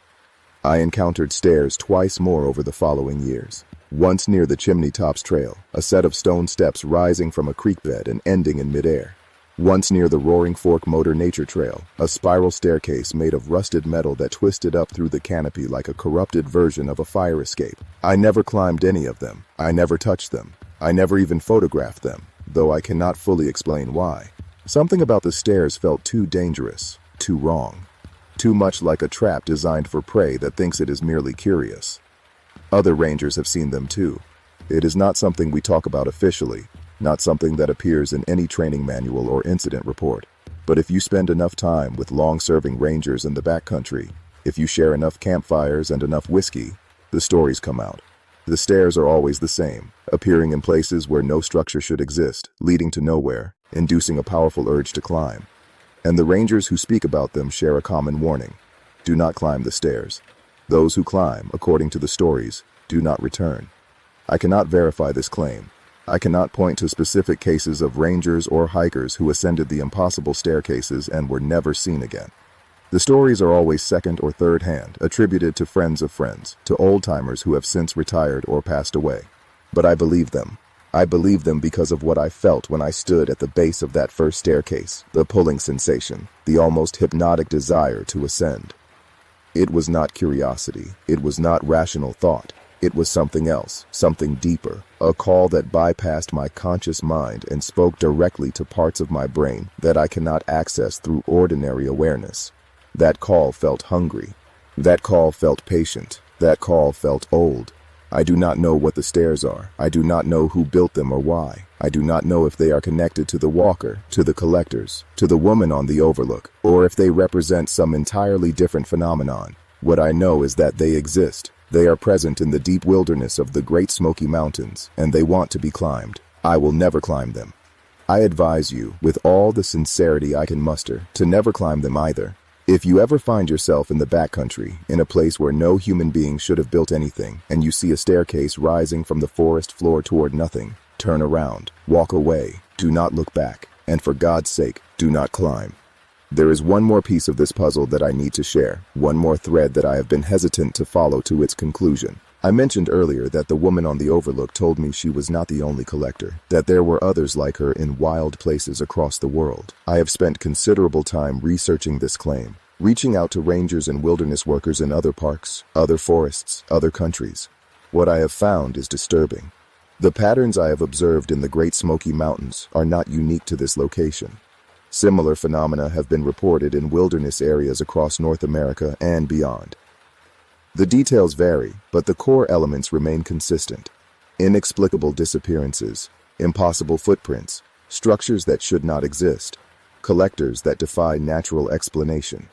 In the Pacific Northwest, rangers speak of figures glimpsed in the old-growth forests, shapes that move between the trees in ways that suggest intelligence, but not humanity. In the deserts of the Southwest, there are stories of things that walk at night, leaving trails that disappear in the morning sun. In the Appalachian Mountains of West Virginia and Virginia, communities near the national forests have legends that closely mirror the tales I learned from Thomas Harlan about the walker. The phenomenon is global. I have found accounts from the Black Forest of Germany, from the taiga of Siberia, from the rainforests of South America, from the Australian outback. Different cultures, different ecosystems, different climates, but the same patterns emerging again and again. People enter the wild places, people disappear, and those who return, those who survive, speak of things that should not exist. I do not know what this means. I do not know if the collectors are a single species spread across the planet, or different entities that have independently evolved similar behaviors, or something else entirely that defies our categories of understanding. What I know is that the wilderness is not what we think it is. The wild places of the world are not simply undeveloped land waiting for human expansion. They are territories, domains, regions that belong to something other than us. We are visitors in these spaces. We are tolerated, perhaps even welcomed, as long as we follow rules we do not fully understand. But when we stray, when we venture too deep, when we break laws we do not know exist, we become something else. We become collectible. This thought should terrify me. Perhaps it once did. But after 23 years of walking these mountains, after watching friends and strangers disappear into the deep places, after finding the photographs and the journals and the footprints with the impossible stride, I have moved beyond terror into something else. Acceptance, perhaps, or resignation, or simply the exhaustion that comes from carrying too much fear for too many years. The wilderness is what it is. The collectors do what they do. The disappeared are gone, and no amount of searching or worrying will bring them back. All I can do is bear witness. All I can do is tell the truth as I understand it, share my experiences with those who are willing to listen, and hope that the knowledge might help someone, somehow, someday. Perhaps you will read this account and dismiss it as the ramblings of an old man with too much time on his hands and too many shadows in his past. That is your right. I cannot prove what I have told you. I cannot offer evidence that would satisfy a court of law or a scientific review board. All I can offer is my word, my honesty, my experience. Take it or leave it. But if you choose to enter the wilderness, if you choose to walk the trails of the Great Smoky Mountains or any other wild place, remember what I have told you. The forest is not empty. You are being watched. And somewhere, in the places where the trees grow close and the light cannot reach the ground, something is waiting. Something with a very long stride. Something that has been waiting for a very, very long time. This is the end of my account. The hour is late. The fire in my wood stove has burned down to embers. Outside my window, the moon is rising over the mountains, casting silver light across the autumn forest. It is beautiful, this land that I have devoted my life to protecting. Despite everything I have told you, despite the fear and the mystery and the loss, I would not trade my years in these mountains for anything. The Great Smoky Mountains are a wonder of the natural world. The biodiversity, the ancient trees, the rushing streams, the misty peaks that give the park its name. These are treasures beyond price. Every day that I walk these trails, I am reminded of why I chose this life, why I continue to return, despite what I know about the things that lurk in the deep places. If I have made the wilderness sound entirely threatening, I apologize. That was not my intention. The vast majority of visitors to this park have experiences that are wonderful, uplifting, transformative in the best possible ways. The beauty is real. The healing power of nature is real. The peace that comes from escaping the noise of civilization and immersing yourself in the living world is real. The danger is also real. Both things can be true at once. The wilderness is beautiful and dangerous. The mountains are welcoming and treacherous. The forest is alive with wonder and alive with things that human beings cannot fully comprehend. This is the paradox that I have learned to embrace over my years as a ranger. This is the tension that I have learned to hold in my mind without trying to resolve it. The wilderness is worth protecting. It is worth visiting. It is worth loving. And it is also worth fearing. Not the paralyzing fear that prevents action, but the respectful fear that keeps you alert. That reminds you to stay on the trails, to travel in groups, to let someone know where you are going and when you expect to return. This is the wisdom I want to leave you with. Not paranoia, not avoidance, just awareness, just respect, just the understanding that you are not the apex predator in the forest, that you are a visitor in a land that operates by rules you do not fully understand. Be humble, be cautious, be grateful for every moment you spend in the wild places. And if something goes wrong, if you find yourself in a situation that defies explanation, if you hear footsteps that cannot be human, or see structures that cannot exist, or feel a presence that makes your primitive brain scream warnings, trust your instincts. Run. Do not look back. Just run toward the light. And pray. This is Samuel Whitaker, Park Ranger, Great Smoky Mountains National Park, 23 years of service. Signing off. May God bless you and keep you safe. And may the mountains always welcome you home. The end. Or perhaps more accurately, the beginning of a question that will never have an answer. What waits for us in the wild places of the world? I do not know. But I know this. Whatever it is, it has been waiting for a very long time. And it will continue to wait, long after I am gone. Long after everyone who reads these words has returned to the dust from which we came. The wilderness endures, the wilderness remembers, and the wilderness is never, ever empty. Goodbye, and be careful out there. Be very, very careful. The light went out on the 47th night, and that was when I first heard them singing. I have been the keeper of Widow's Point Light for 11 months now, stationed on a jagged outcrop of rock 3 miles off the coast of Maine, and I can tell you with absolute certainty that something is wrong here. Something has always been wrong here. The previous keeper, a man named Samuel Hartwell, left no forwarding address when he departed. His personal effects still sit in the storage room below the watch chamber. A leather suitcase, a collection of maritime novels, a pocket watch that stopped at 3:47 a.m. The Coast Guard told me he simply quit one morning, walked to the mainland on the supply boat, and was never heard from again. They said it with a kind of rehearsed casualness that told me they had recited this explanation many times before, to many different people, and that none of them believed it. I took the job because I needed isolation. After 23 years as a commercial fisherman out of Gloucester, Massachusetts, I had seen enough of humanity's chaos to last several lifetimes. My wife had left me. My daughter had stopped returning my calls. The sea had taken my best friend during a nor'easter in 2019, swallowed his boat whole without leaving so much as a life jacket behind. When I saw the posting for a lighthouse keeper, one of the few remaining manned stations on the American coast, I thought it was exactly what I needed. A chance to be alone with the waves and the wind and nothing else. I was wrong. My name is Thomas Brennan, and I am writing this account because I believe I may not survive the winter. The things I have witnessed over these past 11 months defy rational explanation, and yet I have recorded them with the meticulous attention to detail that decades of keeping ship's logs have instilled in me. If you are reading this, then perhaps you can make sense of what I cannot.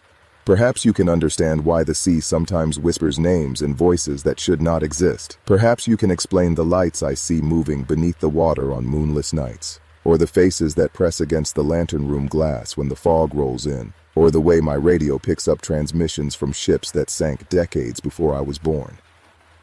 But I'm getting ahead of myself. Let me start at the beginning, with my arrival at Widow's Point Light. The supply boat that brought me to the lighthouse was captained by a weathered man named Frank Delacroix, whose family had been running provisions to the offshore stations for 4 generations. He was the kind of New Englander who measured words like currency, spending them only when absolutely necessary. During the 90-minute crossing from the mainland, he spoke exactly twice. The first time was to tell me that the weather was turning and we needed to make good time. The second time was as I was climbing onto the lighthouse's concrete landing platform, my duffel bag slung over one shoulder, my supplies being winched up behind me. He called my name, and when I turned, his face had lost all its color. He told me not to answer when they called. He told me not to look when I saw lights where there should be none. And most importantly, he told me never, under any circumstances, to go down to the water after dark. Before I could ask what he meant, he had already gunned the engine and pointed his bow toward the mainland. I watched his boat grow smaller against the gray November sky until it was nothing but a speck, and then nothing at all. The wind was picking up, carrying with it the salt spray of waves breaking against the rocks below. Above me, the lighthouse tower rose 112 feet into the air, its white painted stone stained with decades of weather and neglect. The lantern room at the top was dark. The light would not be activated until sunset. But even then, in the flat afternoon light, I could swear I saw something move behind the glass. I told myself it was a bird, a gull perhaps, or a cormorant seeking shelter from the approaching storm. I gathered my things and climbed the 37 steps to the keeper's quarters, a modest 2-room structure built into the base of the tower. The door was unlocked. Inside, everything was exactly as the Coast Guard had described.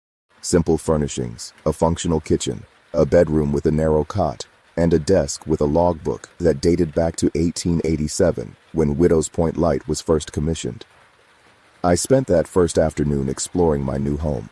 The lighthouse tower itself was accessed through a heavy iron door in the main room, beyond which a spiral staircase wound upward into darkness. The stairs were made of cast iron, and they groaned under my weight with every step, as if the building itself was protesting my presence.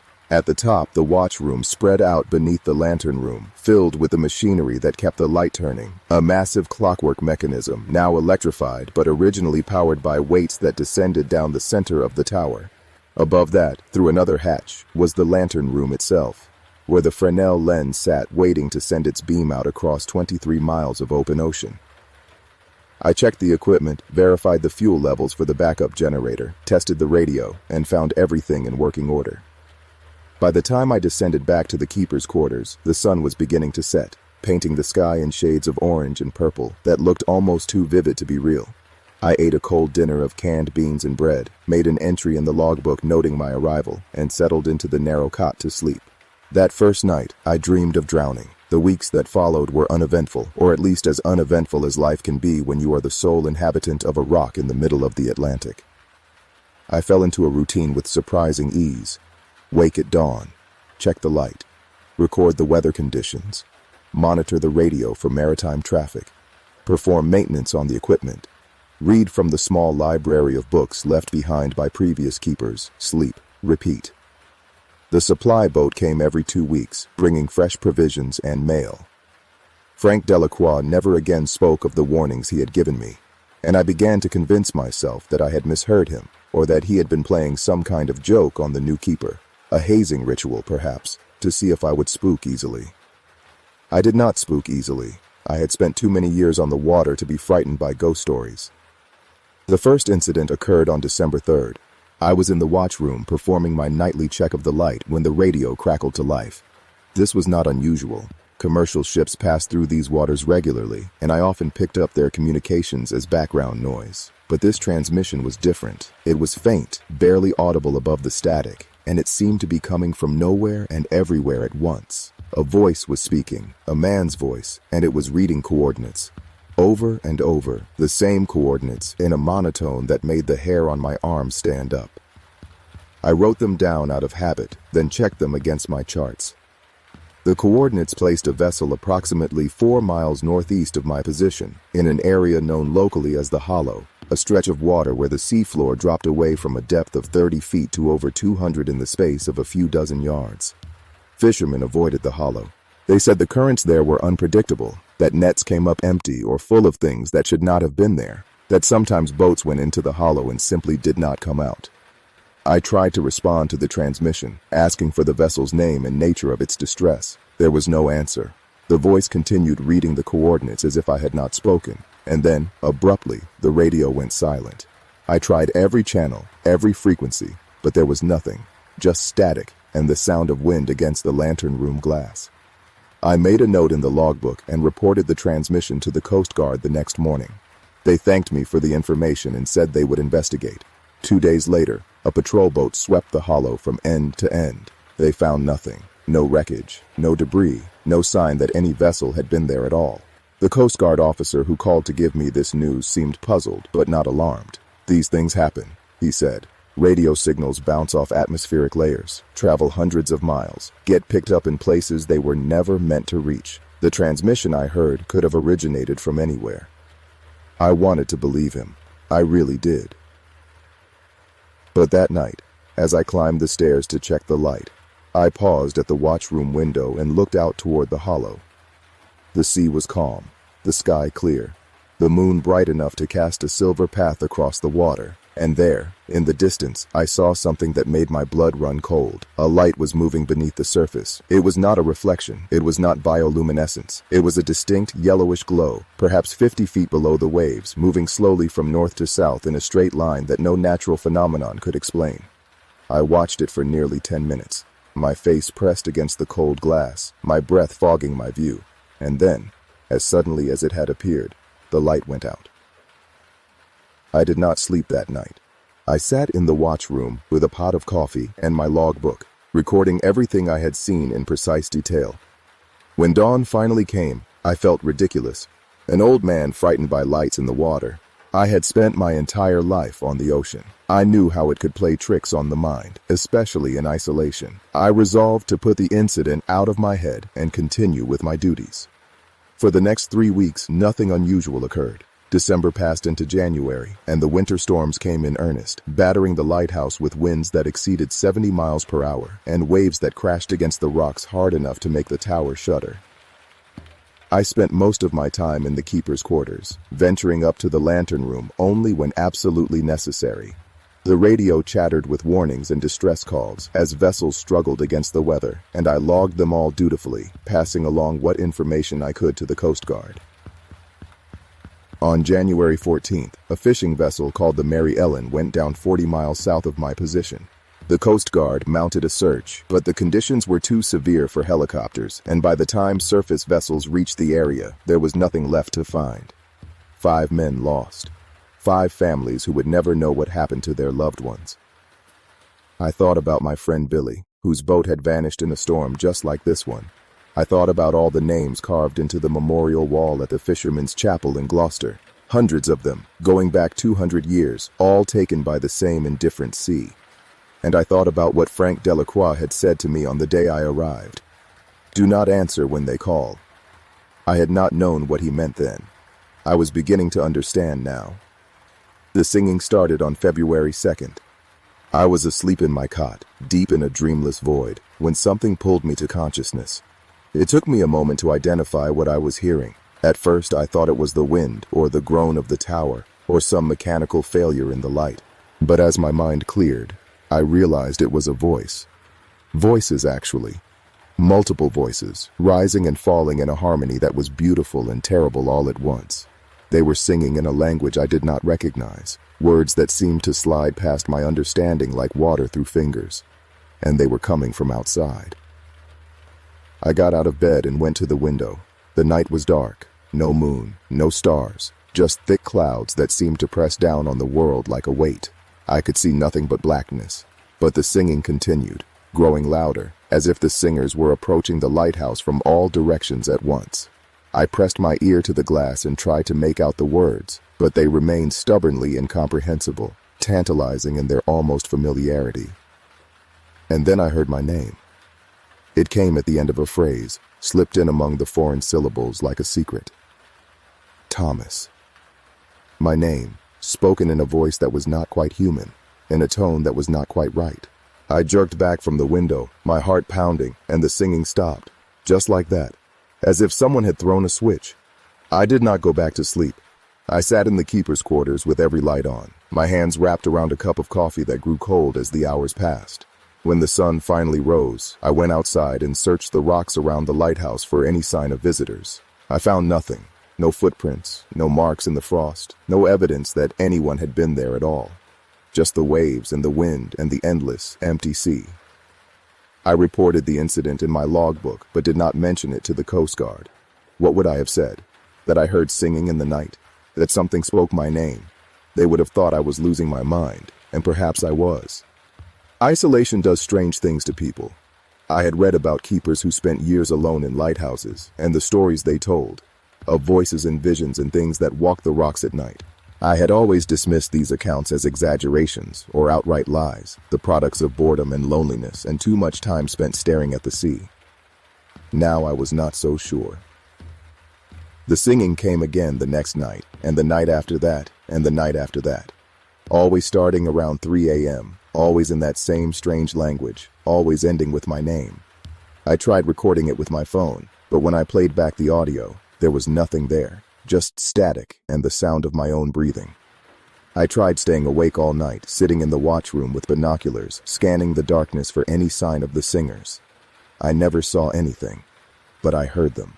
Every night, without fail, I heard them calling my name. By the end of February, I was a wreck. I had not slept more than 2 hours at a stretch in weeks. My hands shook when I tried to write in the logbook. My eyes ached from staring into the darkness, and the faces in the fog had started.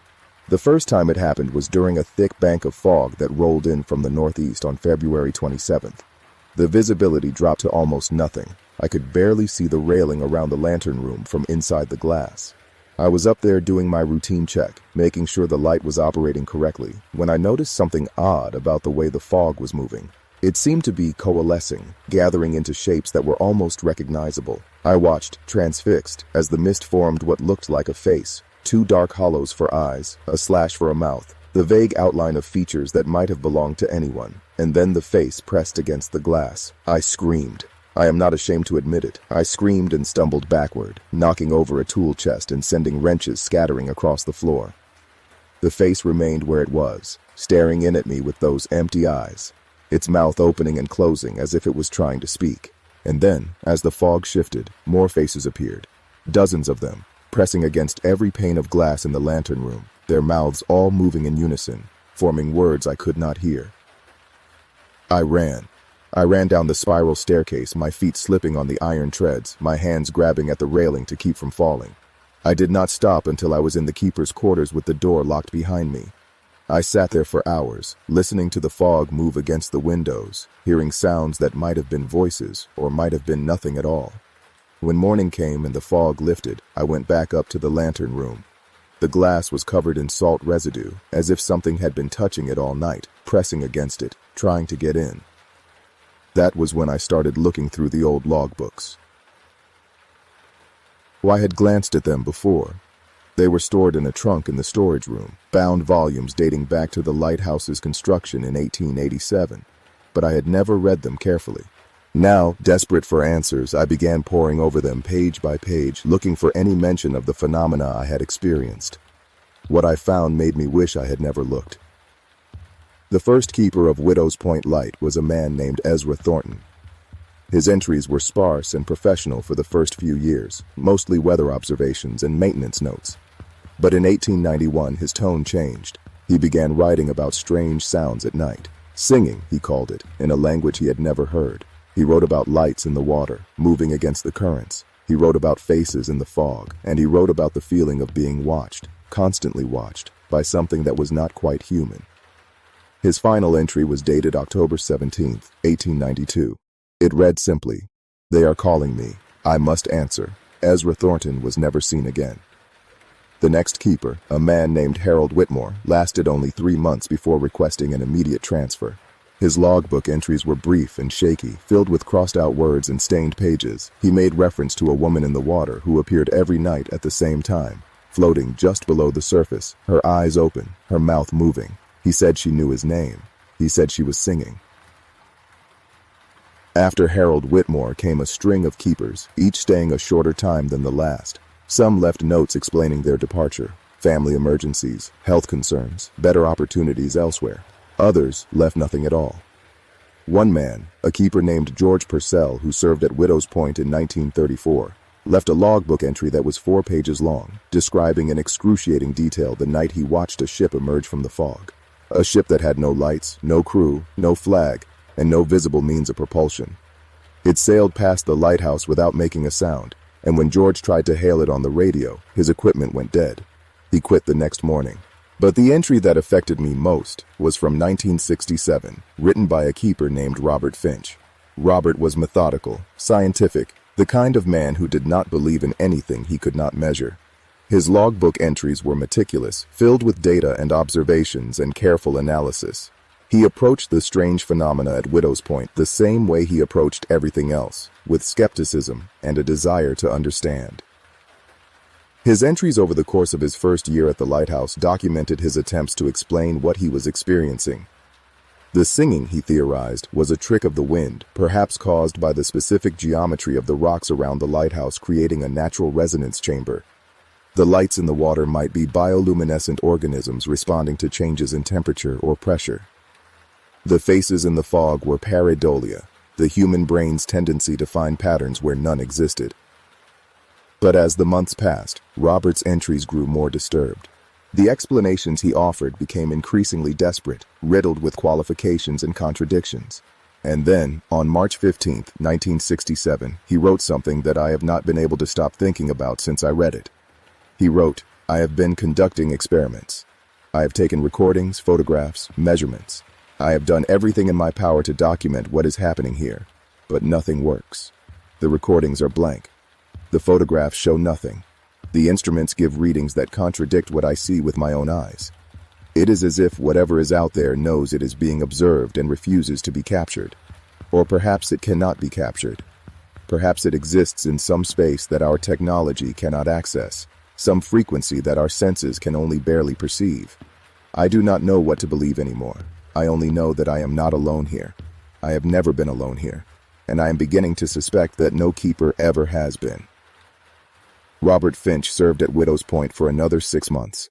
His entries during that time became increasingly fragmented, filled with sentence fragments and repeated words and long stretches of blank pages. The last coherent entry, dated September 9, 1967, contained only 3 lines. "The singing has changed. They are not just calling me anymore. They are telling me to come home." Robert Finch was found on the rocks below the lighthouse the next morning, having apparently fallen from the lantern room during the night. The official report ruled it an accident. The railing had been damaged in a recent storm, and the fog had been exceptionally thick. But I have read that report, and I have seen the photographs that accompanied it. Robert Finch was not alone on those rocks. The photographs, black and white and grainy with age, show his body lying face down on the granite. But in the background, at the edge of the frame, there are shapes in the water. Human-shaped if you look at them right. Dozens of them, arranged in a semicircle around the base of the lighthouse, their heads just barely visible above the surface, their faces turned toward the camera. The official report makes no mention of these shapes. Perhaps whoever examined the photographs thought they were just waves or tricks of the light. But I know what I am seeing. They were there when he fell. They were watching. They were waiting. And they are waiting for me too. The spring thaw came in late March, and with it, the worst storm I had experienced since my arrival. The wind howled for 3 days straight, driving rain against the lighthouse with such force that I could hear it drumming against the stone even from the innermost room of the keeper's quarters. The light flickered but held, its beam cutting through the murk with a reliability that I clung to like a lifeline. As long as the light was working, I told myself, I had a purpose. I had a reason to be here. I had a reason to stay. On the 3rd night of the storm, the radio picked up a distress call. It came through broken and garbled, barely comprehensible beneath the static. A vessel in trouble, taking on water, requesting immediate assistance. The coordinates placed it less than 2 miles from my position, almost directly between the lighthouse and the mainland. I tried to respond, to tell them I was receiving their signal and passing it along, but my transmission equipment had gone haywire. All I could get was a carrier wave and a high-pitched whine that made my ears ring. I called the Coast Guard on the emergency landline and relayed what I had heard. They told me they would dispatch a rescue boat immediately, but the conditions were severe. It might be hours before they could reach the vessel. In the meantime, I was to keep monitoring the radio and report any changes. I went up to the lantern room to get a better view, though I knew the visibility was almost non-existent.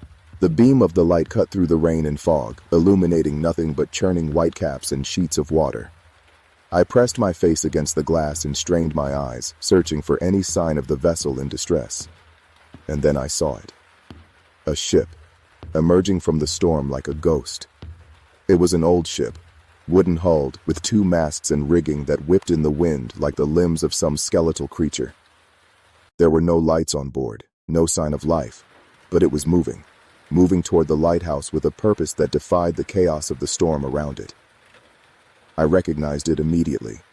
I had seen drawings of it in the old logbooks. It was the Reliance, a trading vessel that had gone down off Widow's Point in 1843, taking all hands with it. The wreck had never been found. The ship was not supposed to exist. It had been at the bottom of the ocean for over 180 years. And yet here it was, sailing through a storm that should have torn it apart, its bow pointed directly at the rocks below the lighthouse. I watched, paralyzed, as the Reliance drew closer. I could see figures on the deck now, shapes moving through the rain, hauling on ropes, tending to sails that were more holes than fabric. They were not moving the way living people moved. Their motions were too smooth, too coordinated, as if they were being controlled by some unseen force rather than acting of their own volition. And then one of them looked up at the lighthouse. I cannot describe what I saw in that moment without sounding like a madman, but I will try, because you need to understand what we are dealing with here. The figure that looked up at me had no face. Where its features should have been, there was only smooth, pale skin, stretched tight over the contours of a skull. But it saw me. I know it saw me. I felt its gaze like a physical weight, pressing against my chest, making it hard to breathe, and as it stared, its mouth began to open, a black slit appearing in that featureless expanse, widening until it seemed to take up half the head. It was singing. I could not hear the words through the glass in the storm, but I knew what it was doing. I had been listening to that song for months. I had heard my name woven through its alien syllables. And now, standing in the lantern room, watching this impossible ship sail toward my lighthouse, I understood what the song was. It was an invitation.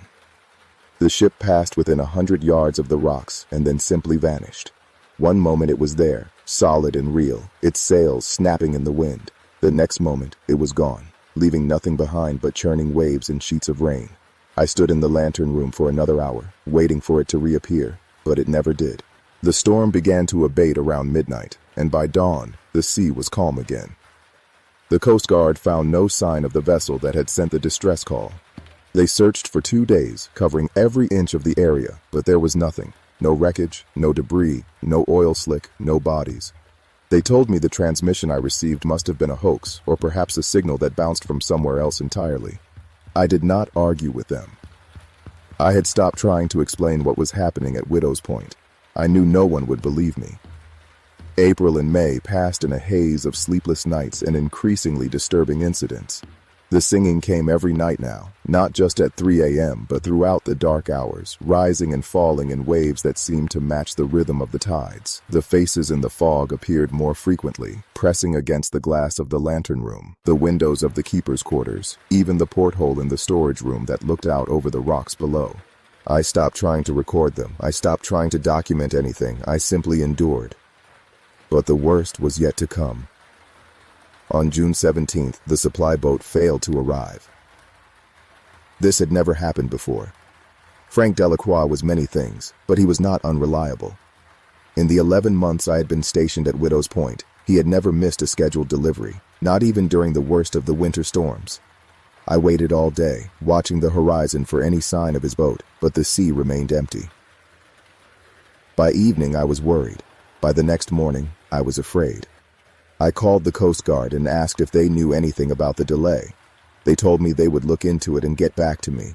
3 hours later, they called back with news that made my stomach drop. Frank Delacroix had never left the mainland. His boat was still moored at the dock in Port Clement. His house was empty, his truck parked in the driveway, his fishing gear undisturbed. His wife said he had gone out to check on the boat the night before the scheduled delivery and never came back. The police found his jacket on the rocks at the edge of the harbor, about 50 yards from where his boat was tied up. There were no signs of a struggle, no evidence of foul play. It was as if Frank had simply walked to the water and kept walking until it swallowed him. The official search lasted 3 days. They found nothing. Another name added to the list of the vanished, another family left wondering what happened to someone they loved. I knew what happened to him. I knew it in my bones, in the marrow of my being. The sea had taken him, just as it had taken so many others, just as it would eventually take me. The replacement supply boat arrived a week later, captained by a young man named Derek who smiled too much and asked too many questions. He wanted to know what it was like living out here alone, whether I ever got bored, whether I had seen anything interesting during the storms. I gave him short answers and watched him unload the supplies with an efficiency that bordered on panic. I wanted him off my lighthouse. I wanted him away from this place before it noticed him. Before I finished helping him with the last of the crates, he paused and looked up at the tower. He asked me if I had heard about the lights people were seeing from the mainland. The weird ones, he said. The ones that did not match the lighthouse beam. The ones that seemed to come from the water. I told him I had not heard anything about that. He shrugged and finished his work, and 20 minutes later, he was heading back toward the coast, his boat growing smaller against the horizon, just as Frank's had done all those months ago. I watched him go and wondered if I would ever see him again. I did, but not in the way I expected. Summer at Widow's Point was supposed to be easier. The days were longer, the weather milder, the seas calmer. But the phenomena I had been experiencing did not care about seasons. If anything, they intensified as the months wore on, as if whatever presence inhabited this place was growing stronger, more confident, more willing to show itself. The singing now filled every night from dusk until dawn. The faces appeared in the fog even on clear evenings, emerging from mist that seemed to form around the lighthouse spontaneously, without any connection to the weather conditions.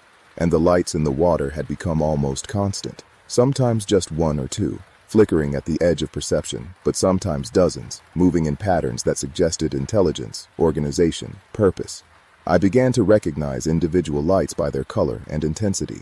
There was a yellowish one that always appeared in the same spot, about 100 yards north of the lighthouse. There was a pale blue one that moved in slow circles around the entire island, never varying its path. And there was a greenish one, the brightest of them all, that pulsed rhythmically, like a heartbeat. I started calling them by names. The yellow one was Ezra, after the first keeper. The blue one was Robert, after the man who fell. The green one I called Frank.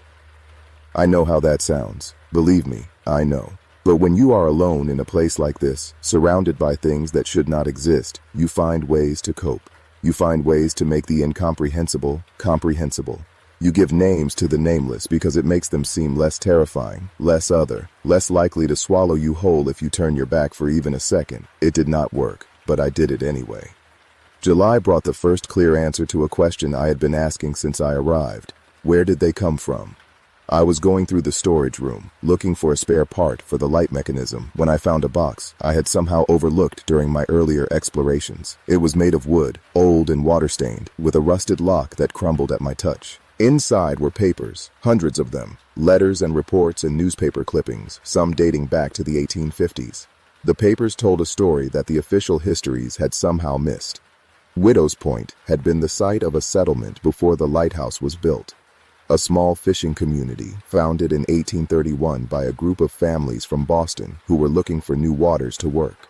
The settlement had prospered for a few years, growing to nearly 100 residents before something went wrong. The clippings were vague about the specifics. There were references to strange illnesses, to livestock found dead without visible cause, to fishermen who went out in their boats and came back changed, quieter, more withdrawn, with a faraway look in their eyes that never quite went away.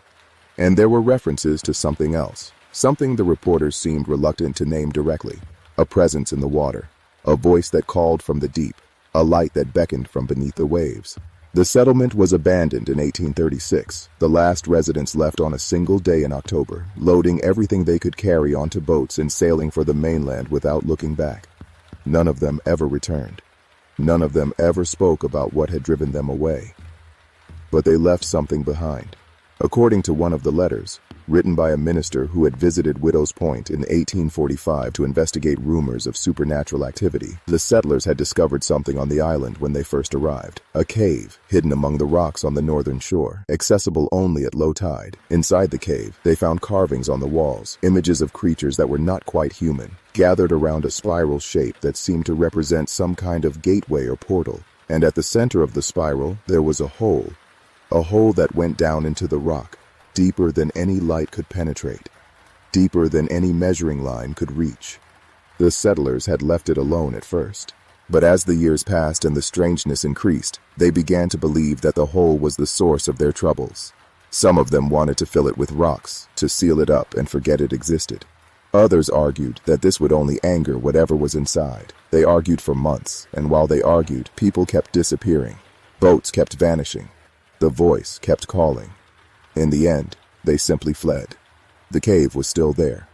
I had seen it from the lantern room, a dark opening in the rocks that appeared when the tide dropped low enough. I had never thought much about it before. I had certainly never considered going inside. Now, reading these papers, I understood what I was dealing with. The lighthouse was not the source of the strangeness at Widow's Point. It was built on top of it. The hole in the cave, whatever it was, whatever it led to, that was the source. The lighthouse, with its keepers and its light, was just a way of luring people here, a way of feeding whatever waited below. I thought about Ezra Thornton walking into the sea because the voices told him to come home. I thought about Robert Finch falling from the lantern room while dozens of shapes watched from the water. I thought about Frank Delacroix disappearing from the dock on a calm summer night. And I thought about myself, alone on this rock, surrounded by lights that were waiting for me to join them. I decided to go into the cave. I know what you are thinking. This is the part of the story where the protagonist makes an obviously foolish decision and pays the price. This is the part where you want to shout at the screen, telling him not to do it, telling him to get on the next supply boat and never look back. Believe me, I wanted to do exactly that. Every rational fiber of my being was screaming at me to leave, to abandon this place, to let Widow's Point keep its secrets. But I could not. I needed to know. After 11 months of singing and faces and lights, after reading the accounts of all the keepers who had come before me, after watching Frank Delacroix's ghost flicker in the water every night, I needed to understand what was happening here, even if understanding killed me. I waited for a day with a particularly low tide and made my preparations. Waterproof flashlight, rope, a knife I did not expect to need but brought anyway. I told myself I was just going to look, just going to see what was in there, confirm that the cave existed, maybe take some photographs. I would not go too far. I would not take any unnecessary risks. I was lying to myself, of course, but that is what we do when we are about to do something unforgivably stupid. We tell ourselves little lies to make it seem reasonable. The cave entrance was smaller than it looked from the lighthouse. I had to get on my hands and knees to squeeze through the gap in the rocks. Inside, the air was cold and damp, with a smell like low tide and something else, something organic and rotting that I could not identify. My flashlight cut through the darkness, illuminating rough stone walls covered in the mineral deposits of centuries. The carvings were there, just as the minister's letter had described. They covered every surface, from the floor to the ceiling, an intricate pattern of spirals and figures and symbols that hurt my eyes to look at. The figures were humanoid but wrong. Their proportions were off, their limbs too long, their heads too smooth, their mouths too wide. They were arranged in circles around a central point, their arms raised, their bodies bent in postures of worship or supplication. And at the center, there was the hole. It was perhaps 6 feet across, perfectly round, its edges as smooth as glass. I shone my flashlight into it and saw nothing. The beam simply disappeared, swallowed by a darkness so complete that it seemed to have substance, weight, presence. I found a rock and dropped it in, counting the seconds, listening for it to hit bottom. It never did. I stood at the edge of that hole for what felt like hours, staring into its depths, trying to make sense of what I was seeing. And as I stood there, I became aware of a sound rising from below. A sound that I recognized instantly, that I had been hearing every night for almost a year. The singing. It was coming from the hole, drifting up from whatever abyss lay beneath, carried on currents of air that should not have existed in this sealed cavern. And mixed with the singing, just as it had been mixed with the singing outside my window, was my name. Thomas, they sang. Thomas, come home. Thomas, we have been waiting for you. Thomas, we are so cold down here. Thomas, we are so lonely. Thomas, we want you to join us. Thomas, Thomas, Thomas. I do not remember leaving the cave. I do not remember climbing back up to the lighthouse. The next thing I knew, I was sitting in the keeper's quarters with my back against the locked door, shaking so badly that I could hear my teeth chattering. The flashlight was still in my hand, its beam cutting across the floor. The knife was gone. I must have dropped it somewhere in the rocks.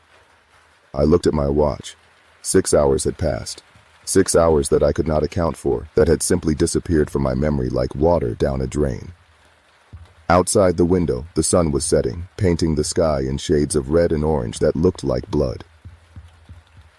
That night, the singing was louder than it had ever been. And for the first time, I seriously considered answering. The days after my visit to the cave blurred together in a haze of exhaustion and fear. I stopped eating regular meals. The act of preparing food seemed impossibly complicated, requiring a level of focus and coordination that I no longer possessed. I stopped maintaining the lighthouse, letting dust accumulate on the lens, letting the oil levels in the backup generator drop to dangerous lows. I stopped making entries in the logbook. What was the point? No one would believe what I wrote anyway.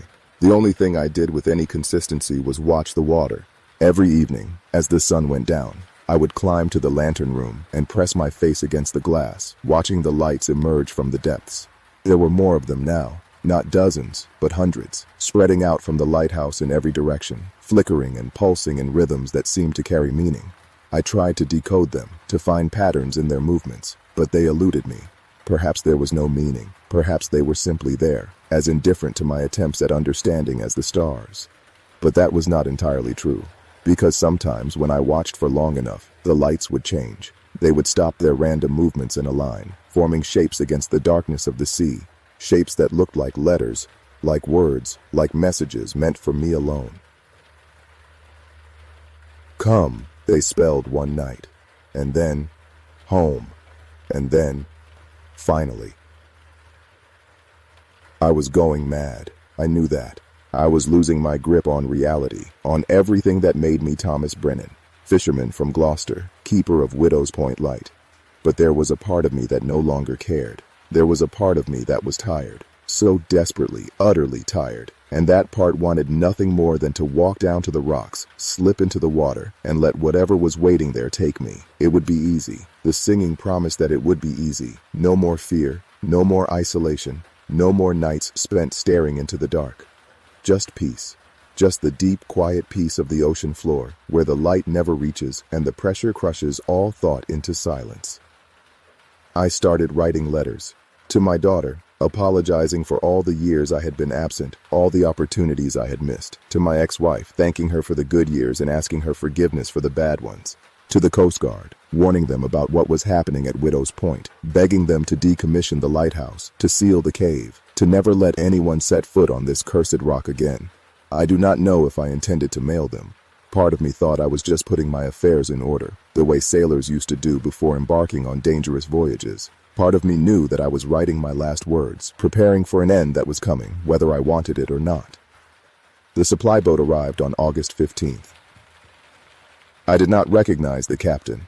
Derek had apparently requested a different route after his last visit, and the young man who took his place seemed nervous, rushing through the unloading process with an urgency that suggested he wanted to be gone as quickly as possible. I helped him with the crates, moving mechanically, barely registering what I was doing. When we finished, he handed me a clipboard to sign and said something that I did not hear. I asked him to repeat it, and he looked at me with an expression that I could not decipher. Pity, maybe, or fear, or something in between. He said my name had come up at a Coast Guard meeting the week before. Some of the brass were concerned about me. They had noticed irregularities in my reports, long gaps, inconsistent data, entries that did not match the official weather records. They were thinking about sending someone out to check on me. I signed the clipboard and handed it back. I told him to tell them not to bother. I told him to tell them that the lighthouse was fine, that I was fine, that there was nothing here that needed their attention. I told him to tell them to stay away from Widow's Point. And then I told him something else, something that made his face go pale. I told him that Frank Delacroix said hello. He left faster than anyone had ever left before, his boat throwing up a wake that reached all the way to the rocks at the base of the lighthouse. I watched him go and felt nothing, no relief, no fear, no hope, just a vast, empty calm that seemed to have settled over me like fog. The singing started early that night, before the sun had even fully set. I climbed to the lantern room and looked out over the water, watching the lights begin their nightly dance. There were more of them than ever, thousands now, covering the sea in a carpet of flickering luminescence that stretched to the horizon. They were beautiful. They had always been beautiful. I had just been too afraid to see it. I opened the door to the external walkway and stepped outside. The wind was cold, carrying with it the salt spray of waves breaking against the rocks. The singing was louder here, no longer muffled by the glass, every syllable clear and distinct. I could almost understand the words now. They were not in a foreign language, I realized. They were in English, but twisted somehow, stretched and compressed until they sounded alien. And they were saying the same thing they had always been saying, the same thing they had been saying to every keeper who had ever stood where I was standing. We are waiting for you. We have always been waiting for you. Come home. Come home. Come home. I took a step toward the railing, and then the radio in the watchroom crackled to life.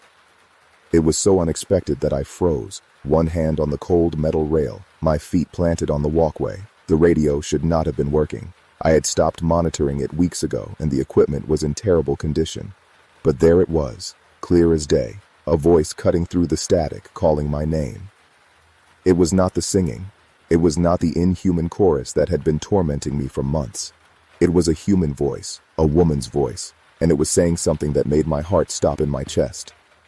It was my daughter. I do not know how long it took me to get down to the watchroom. Time had lost all meaning in those final days at Widow's Point. Seconds stretched into hours, hours compressed into seconds, and the boundaries between them blurred until I could no longer tell the difference. But I got there eventually, stumbling down the spiral staircase, my legs weak, my hands shaking. The radio was alive with static, but beneath it I could hear her voice.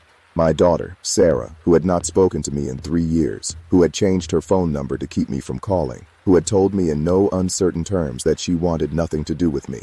She was calling my name, over and over, her voice cracking with emotion. She was telling me she had made a mistake. She was telling me she had been thinking about me.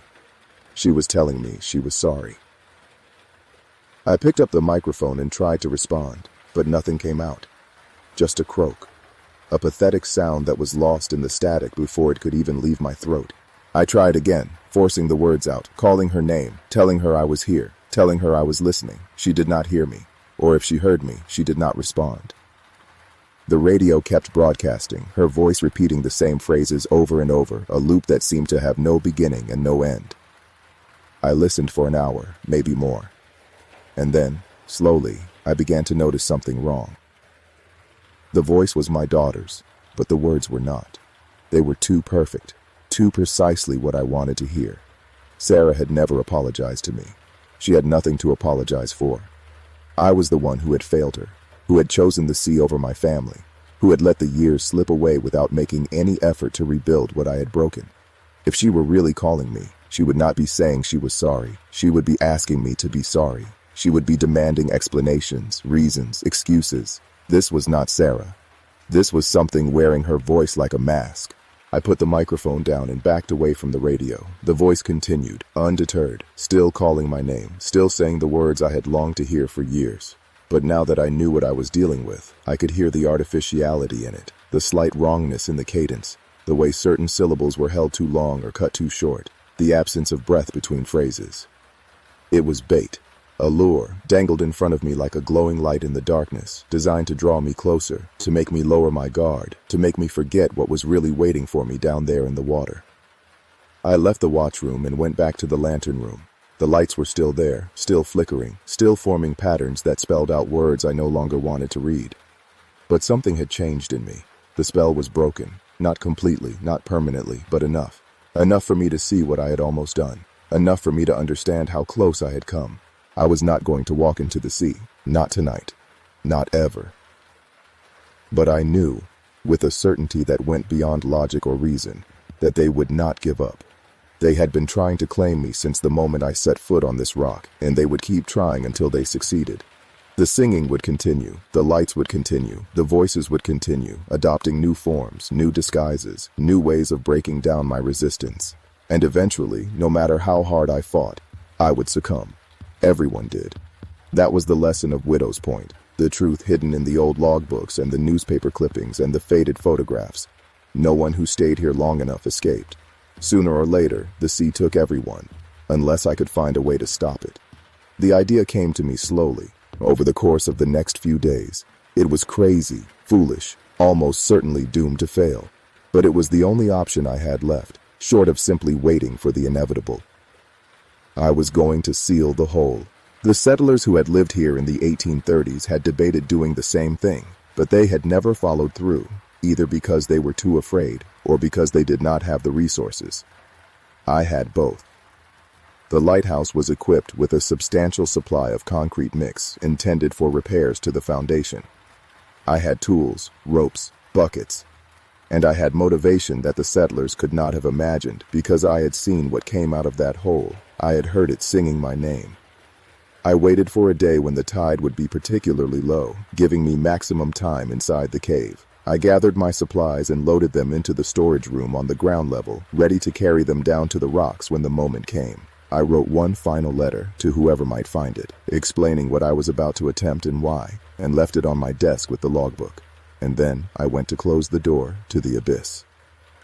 The cave was exactly as I remembered it, cold, damp, reeking of decay. The carvings on the walls seemed to watch me as I dragged the first bucket of concrete mix across the uneven floor, their empty eyes following my movements with silent disapproval. I ignored them. I had long since stopped caring about the opinions of things that were not human. The hole was waiting. It looked different in the daylight, if the feeble illumination that filtered through the cave entrance could be called daylight. The darkness within it seemed less absolute, less impenetrable. I could almost see something moving at the edge of perception, shapes rising and falling, as if the hole led not to solid rock but to water, to an ocean beneath the ocean, a sea that existed in some space beyond normal geometry. I started mixing the concrete. It was slow work, harder than anything I had done in years. My arms ached, my back screamed, and the cold air made my joints stiff and uncooperative. But I kept going. Bucket after bucket, load after load, pouring the gray slurry into the hole and watching it disappear into the darkness. At first, nothing happened. The concrete simply fell, swallowed by the abyss without making a sound. I began to worry that the hole was truly bottomless, that I could pour every ounce of concrete on the island into it without making a dent. But then, slowly, something began to change. The darkness at the edge of the hole started to solidify. It was subtle at first, a slight thickening, a resistance to the concrete that had not been there before. But as I kept working, kept pouring, the effect became more pronounced. The hole was filling, not quickly, not easily, but it was filling. And that was when they started screaming. The sound came from everywhere at once, from the hole, from the walls, from the very rock beneath my feet.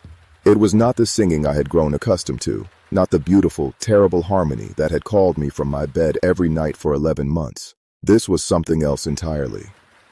This was pain, rage, desperation, the sound of something ancient and powerful realizing that its prey was fighting back. I kept working. The screaming intensified, becoming so loud that I could feel it in my teeth, my bones, my blood. The air in the cave grew colder, dropping until I could see my breath forming clouds in front of my face. The carvings on the walls seemed to move, the figures twisting and writhing in silent agony. And from the hole itself, something began to emerge. I did not look. I could not look. Whatever was coming up out of that darkness, I knew that seeing it would destroy me, would shatter my mind like glass and leave me as broken as all the keepers who had come before. So I kept my eyes on the concrete, kept my hands moving, kept pouring and mixing and pouring until my muscles burned and my vision blurred. The tide was rising. I could feel it in the way the air pressure changed, in the faint sound of waves growing closer to the cave entrance. I had maybe an hour before the water would reach me, maybe less. I worked faster.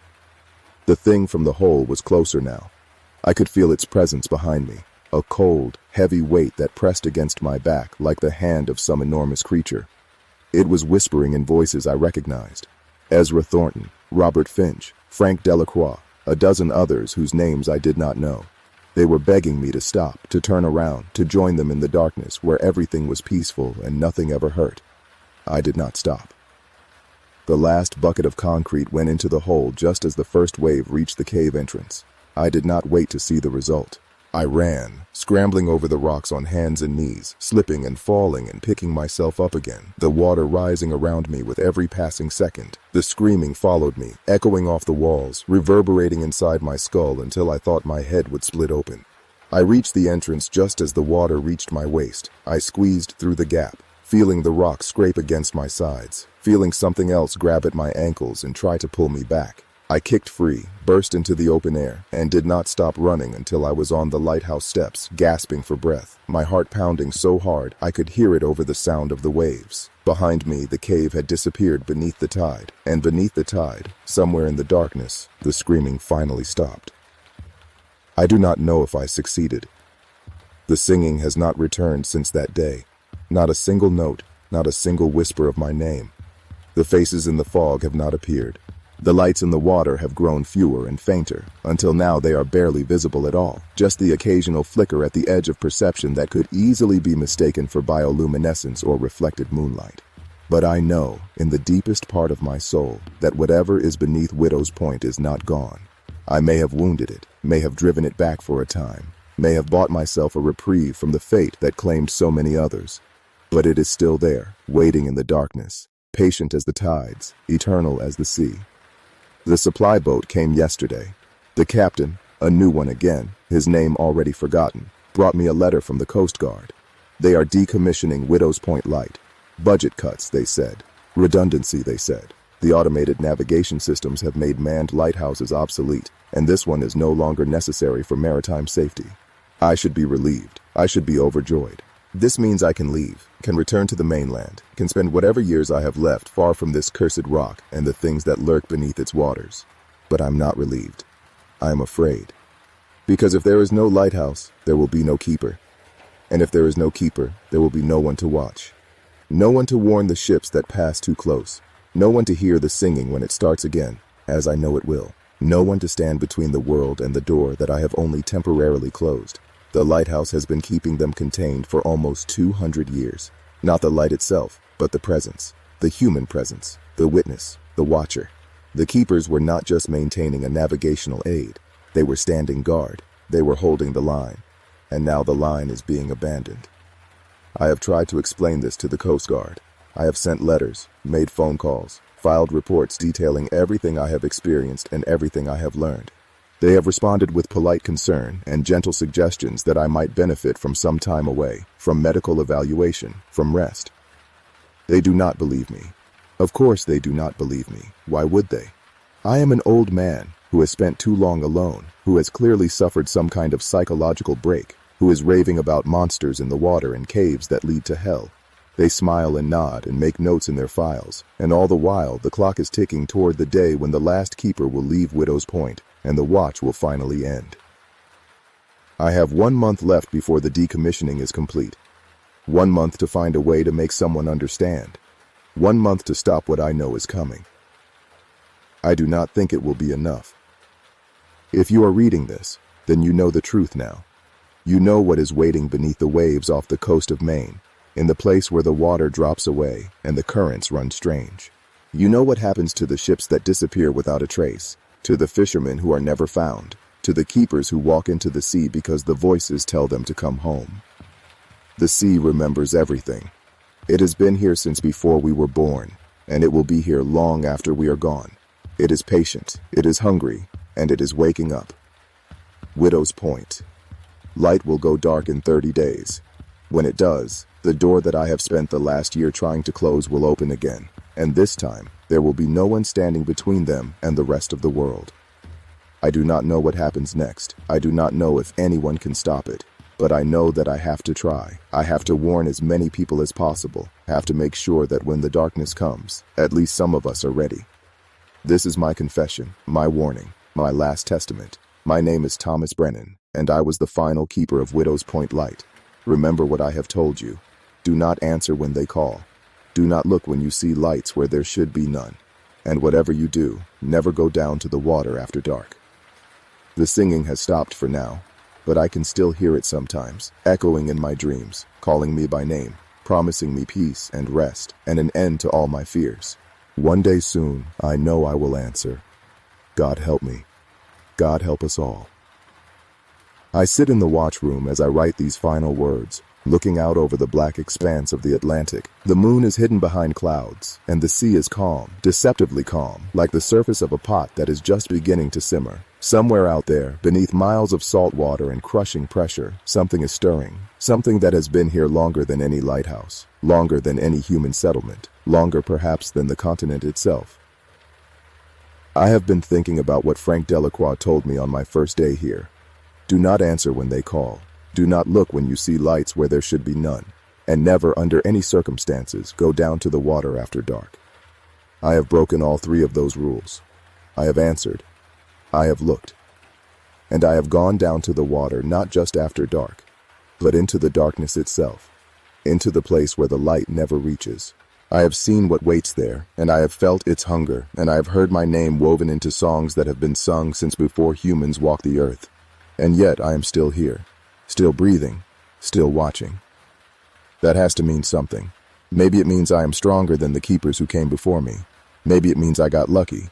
Or maybe, and this is the thought that keeps me awake most nights, maybe it means that whatever is down there is not done with me yet. Maybe it let me go because it knows that in the end, I will come back. Everyone comes back.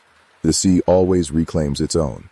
The last supply delivery will arrive in 3 weeks. After that, I will board the boat back to the mainland, and Widow's Point Light will be empty for the first time in nearly 2 centuries. The automated systems will keep the light running for a while longer, a few years maybe, until the inevitable failures occur and no one bothers to repair them.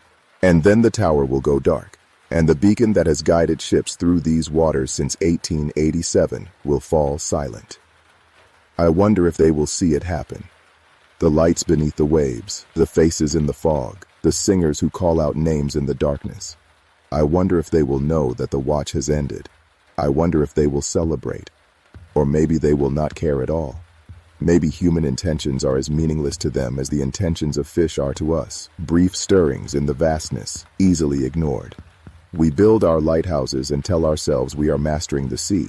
But the truth is that the sea cannot be mastered. It can only be survived, and only then if we are lucky. Only then if we do not draw the attention of the things that move through its depths. I survived. Against all odds, against all expectations, I survived 11 months at Widow's Point Light, and I am going to leave this place alive. But survival is not the same as escape. I know that now. The singing may have stopped, but I still hear it in my dreams. The faces may have faded, but I still see them when I close my eyes. And the lights are always there, flickering at the edge of my vision, following me wherever I go. They have marked me. I am theirs, whether I like it or not, and sooner or later, I will go back to the sea. Maybe not today, maybe not this year, but someday, when I am old and tired and ready to rest, I will walk into the water and let the current carry me down. I will answer when they call. I will come home. But not yet. Not until I have told this story. Not until the world knows what is waiting off the coast of Maine, in the shadow of a dying lighthouse, beneath waves that hide secrets older than time. The light is flickering now. The mechanism must be failing, another maintenance task I have neglected in the chaos of these final weeks. I should go up and check it, should make sure the beam keeps turning, should fulfill my duties as keeper for as long as I remain on this rock. But I am tired, so very tired. I think I will stay here in the watchroom a little longer. I think I will watch the darkness outside the window and listen to the silence where the singing used to be. The first time I heard the music come through the emergency channel, I was standing at the north-facing window of the Black Pine Lookout Tower, watching a wall of fog roll across the Cascade Range like something alive. It was 3:17 in the morning, and I had been unable to sleep for reasons I could not explain. The radio had been silent for 6 hours. Then it crackled to life with a sound that made every hair on my body stand at attention. It was a waltz. A slow, scratching waltz that sounded like it was being played on a gramophone from a century ago, broadcast through equipment that should only have been receiving official Forest Service communications and emergency distress calls. The melody was beautiful in a way that made my stomach turn, as if beauty itself had been twisted into something wrong. I stood there in the darkness of that tower, 120 feet above the forest floor, and I listened to that impossible music play for exactly 4 minutes and 12 seconds before it stopped as suddenly as it had begun. I have been a fire lookout ranger for the United States Forest Service for 19 years. I have spent more seasons alone in these towers than most people spend years in their own homes. I have watched lightning storms turn ancient Douglas firs into torches. I have seen black bears wander past my tower at dawn as if I were nothing more than another tree. I have heard things in the night that I have never been able to explain and have learned to file them away in that part of my mind where unexplainable things go to be forgotten. But I have never been able to forget that music. I have never been able to forget what came after. My name is Harold Eugene Whitmore, and I am 53 years old. I was assigned to the Black Pine Lookout Tower in the northern reaches of the Mount Baker Snoqualmie National Forest in the spring of 1987, though this story takes place during the summer of 1994, the season that changed everything I thought I understood about these mountains and the wilderness that surrounds them. I am writing this account by hand in a composition notebook that I keep hidden beneath a loose floorboard in my cabin in Sedro-Woolley, Washington. I do not know if anyone will ever read these words. Part of me hopes they never will. The Black Pine Lookout Tower sits at an elevation of 5,400 feet on a ridge that overlooks the Baker River drainage to the west and a seemingly endless expanse of old-growth forest to the east. On clear days, I can see the white crown of Mount Baker to the north, and on the clearest days, the distant shimmer of Puget Sound far to the west. But clear days are rare in this part of the Cascades. The fog comes in thick and fast, rolling up from the valleys like the breath of some enormous sleeping creature, and it can stay for days at a time, wrapping the tower in a gray cocoon that makes you feel as though you are the last person left on Earth. The tower itself is a standard L4 ground cab design, built in 1934 by the Civilian Conservation Corps.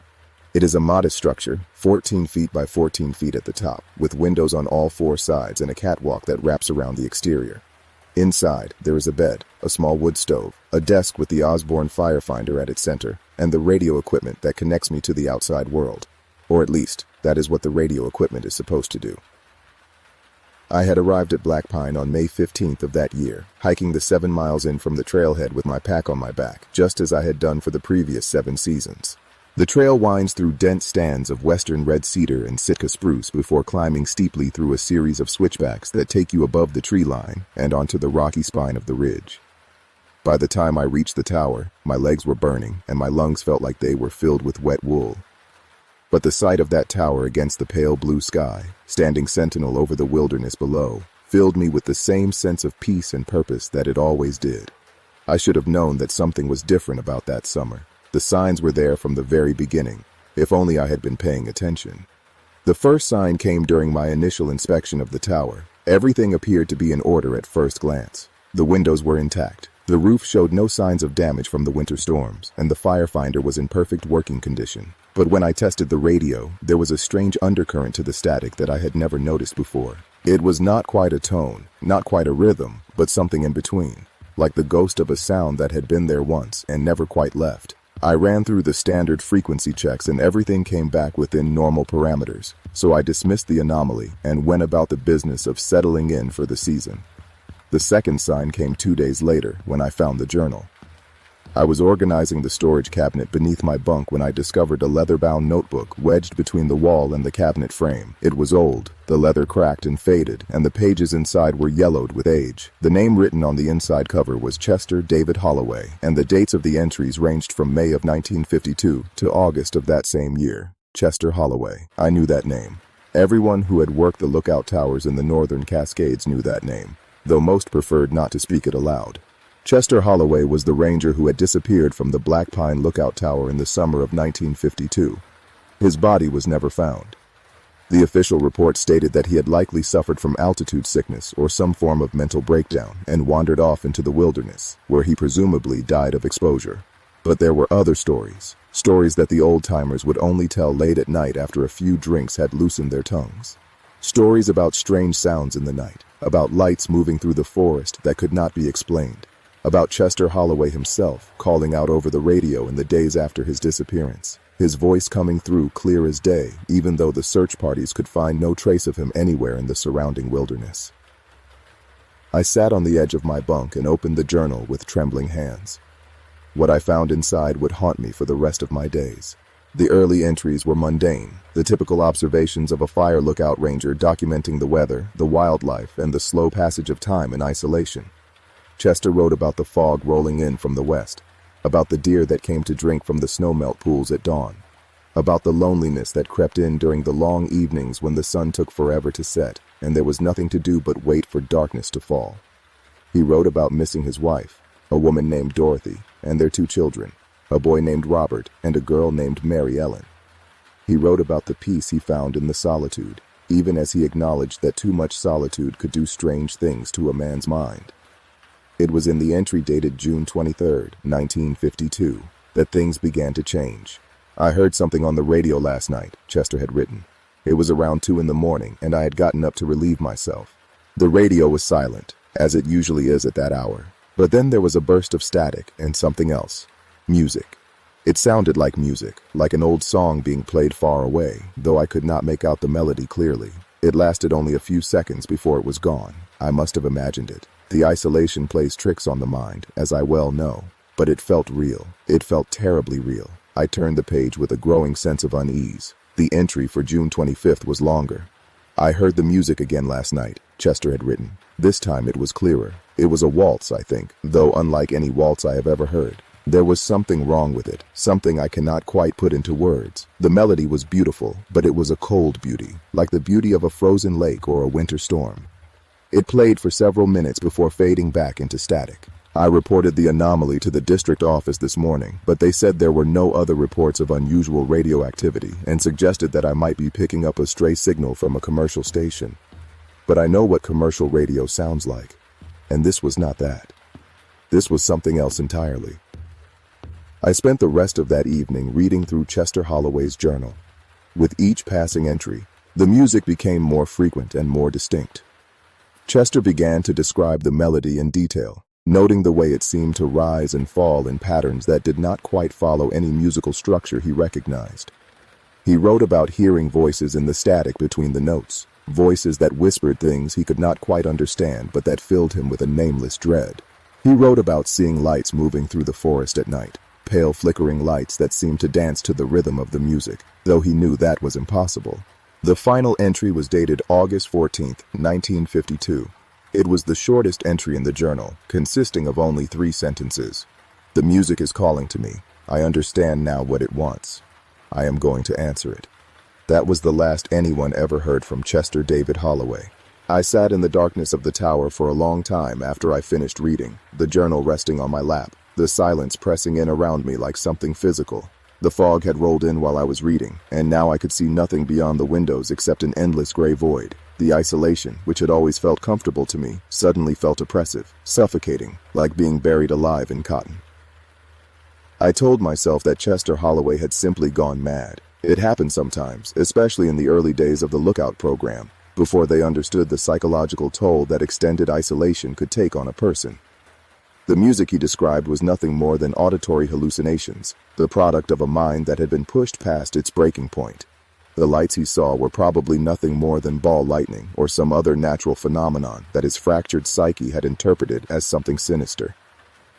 I told myself these things, but I did not believe them, because I had heard the music too. The days that followed were some of the longest of my life. I went through the motions of my duties, scanning the horizons for smoke, recording weather observations, checking in with the district office twice daily as protocol required. But my mind was elsewhere, fixated on the journal hidden beneath my bunk and the questions it had raised. Who was Chester Holloway, really? What had happened to him in this tower, in this wilderness that had driven him to walk off into the forest and never return? And what was the music that we had both heard? broadcasting through a radio frequency that should have been reserved exclusively for emergency communications.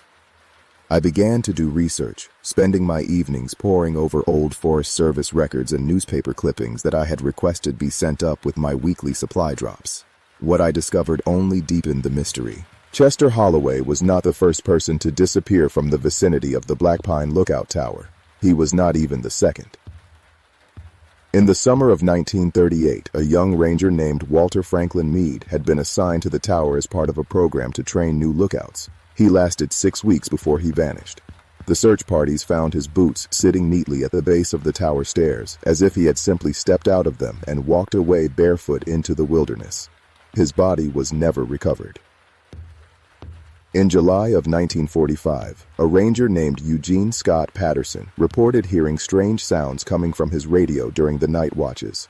He described them in his reports as musical tones that seemed to have no source, though the district office dismissed his claims as the result of fatigue and overwork. Patterson completed his season at the tower, but according to the records, he never worked as a fire lookout again. He died by his own hand in the winter of 1947 in a boarding house in Everett. The newspaper article about his death mentioned that he had been found with cotton stuffed in his ears and a note that read only, "I can still hear it."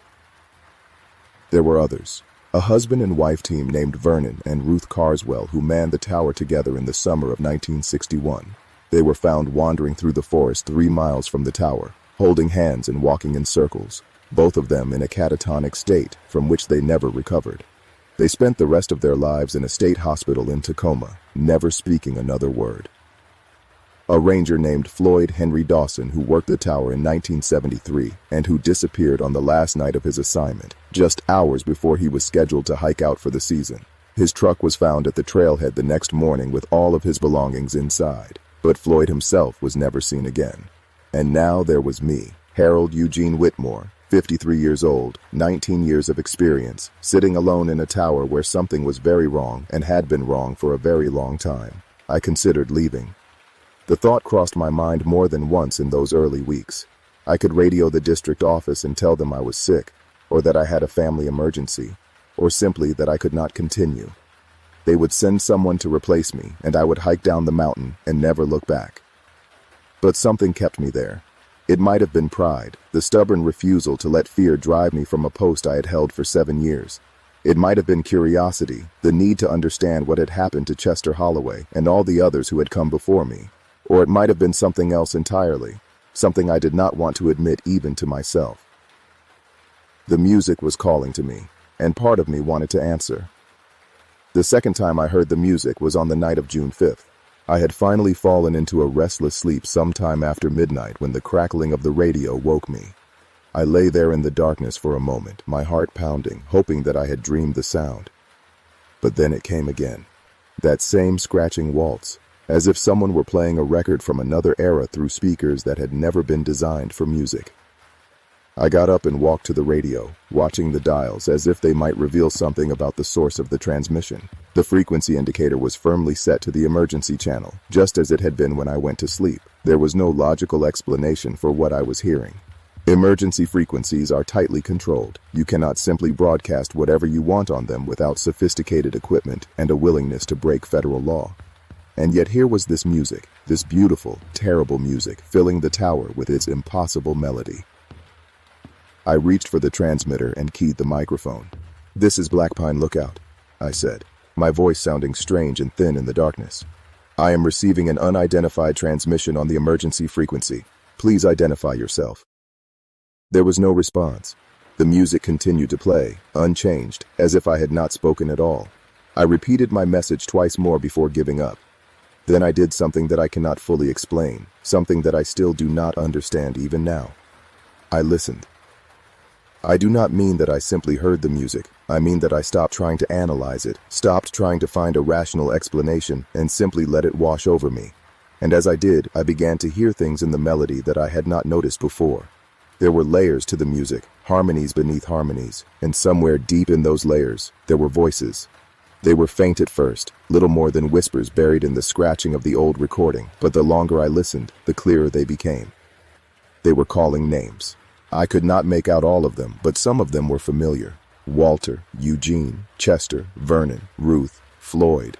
Names that I had read in the old records, names of people who had disappeared or been driven mad by this place. And then, so faint that I might have imagined it, I heard another name, Harold.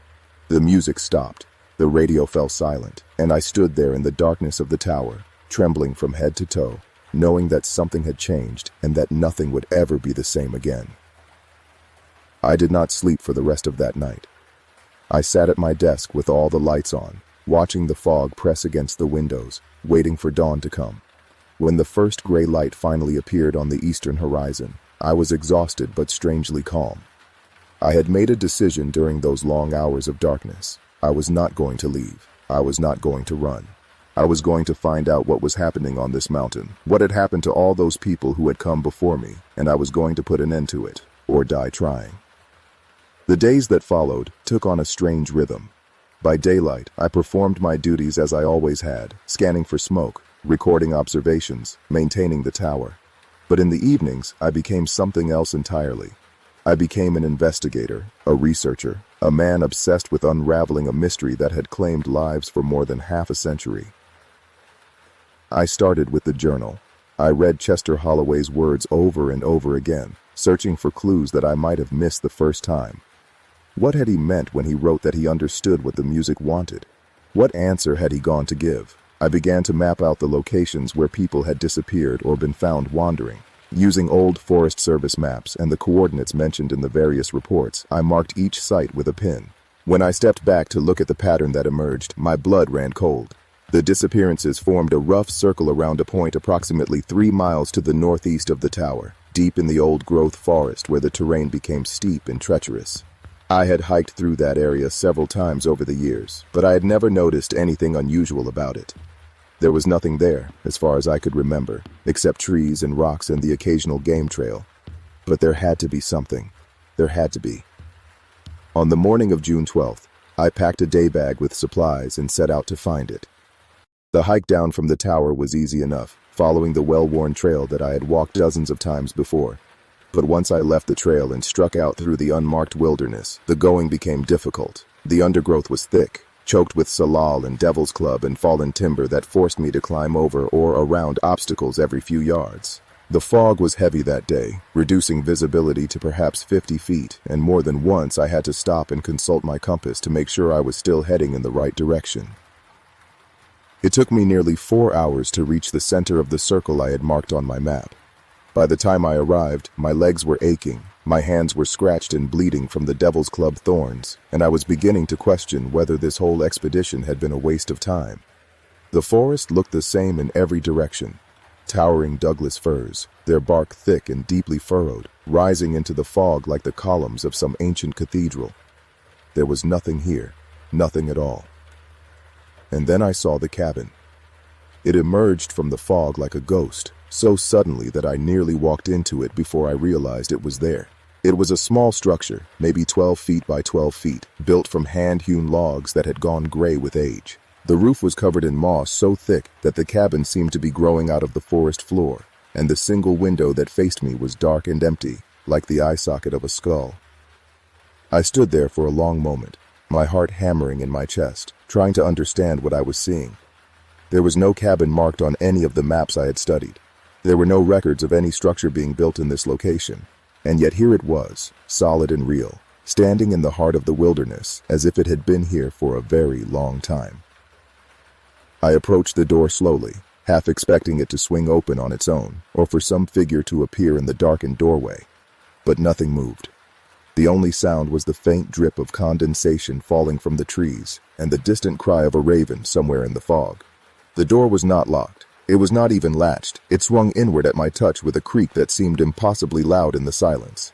The interior of the cabin was dark, the only light coming from the open doorway behind me, and the faint gray glow that filtered through the dirty window. As my eyes adjusted, I began to make out shapes in the gloom.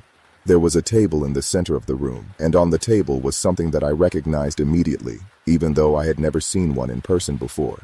It was a gramophone. An old Victor talking machine, the kind that had been popular in the early decades of the 20th century, with a large brass horn and a hand crank on the side.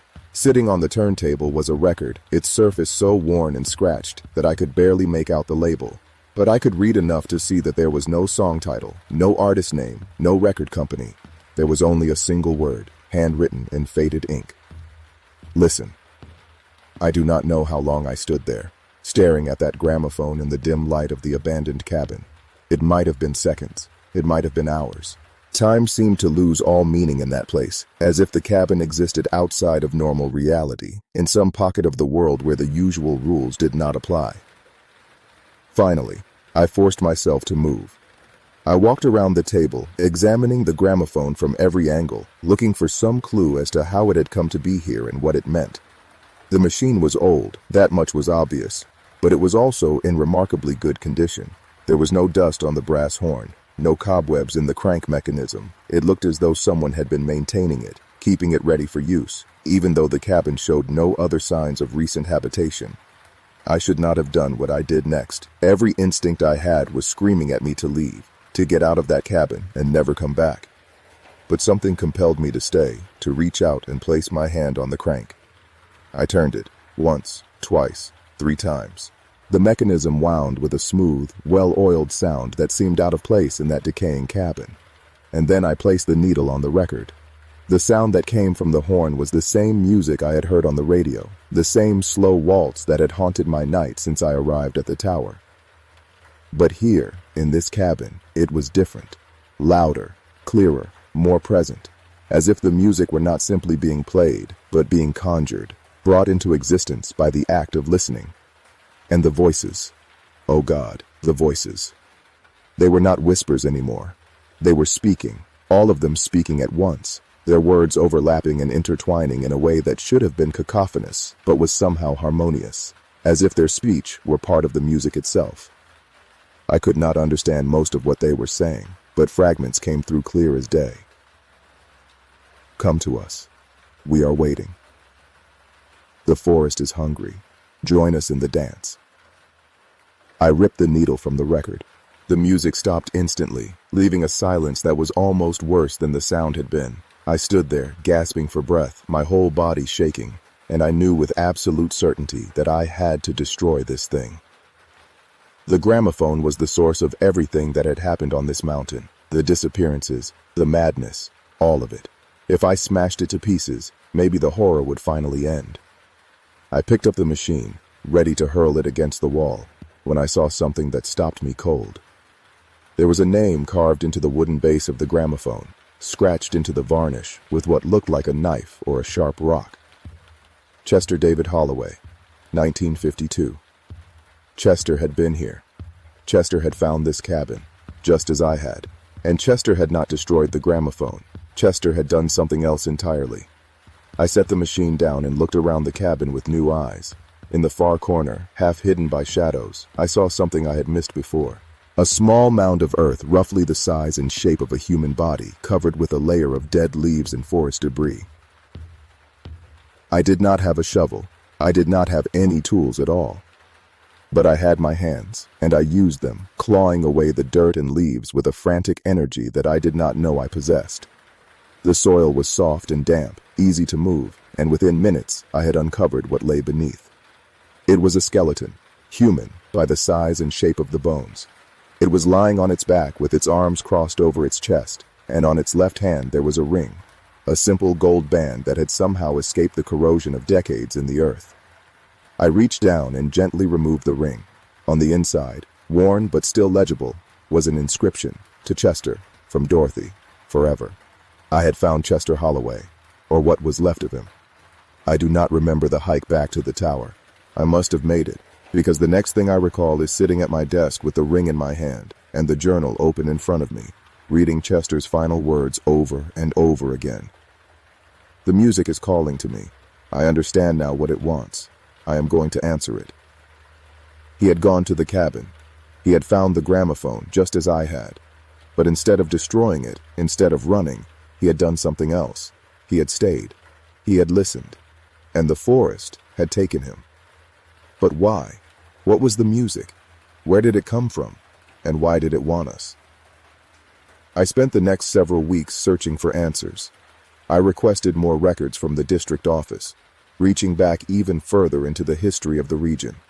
I wrote letters to historians and folklorists at the university in Seattle, asking about local legends and indigenous beliefs about this part of the mountains. Most of my inquiries went unanswered, but a few came back with information that added new dimensions to the mystery. A professor of anthropology named Dr. Margaret Ellen Sutherland replied to my letter with a long and detailed response. She wrote that the indigenous peoples of the region, the Nooksack and the Upper Skagit, had stories about this part of the mountains that dated back centuries. They spoke of a place in the forest where the veil between worlds was thin, where spirits could cross over into the realm of the living if they were called by the right songs.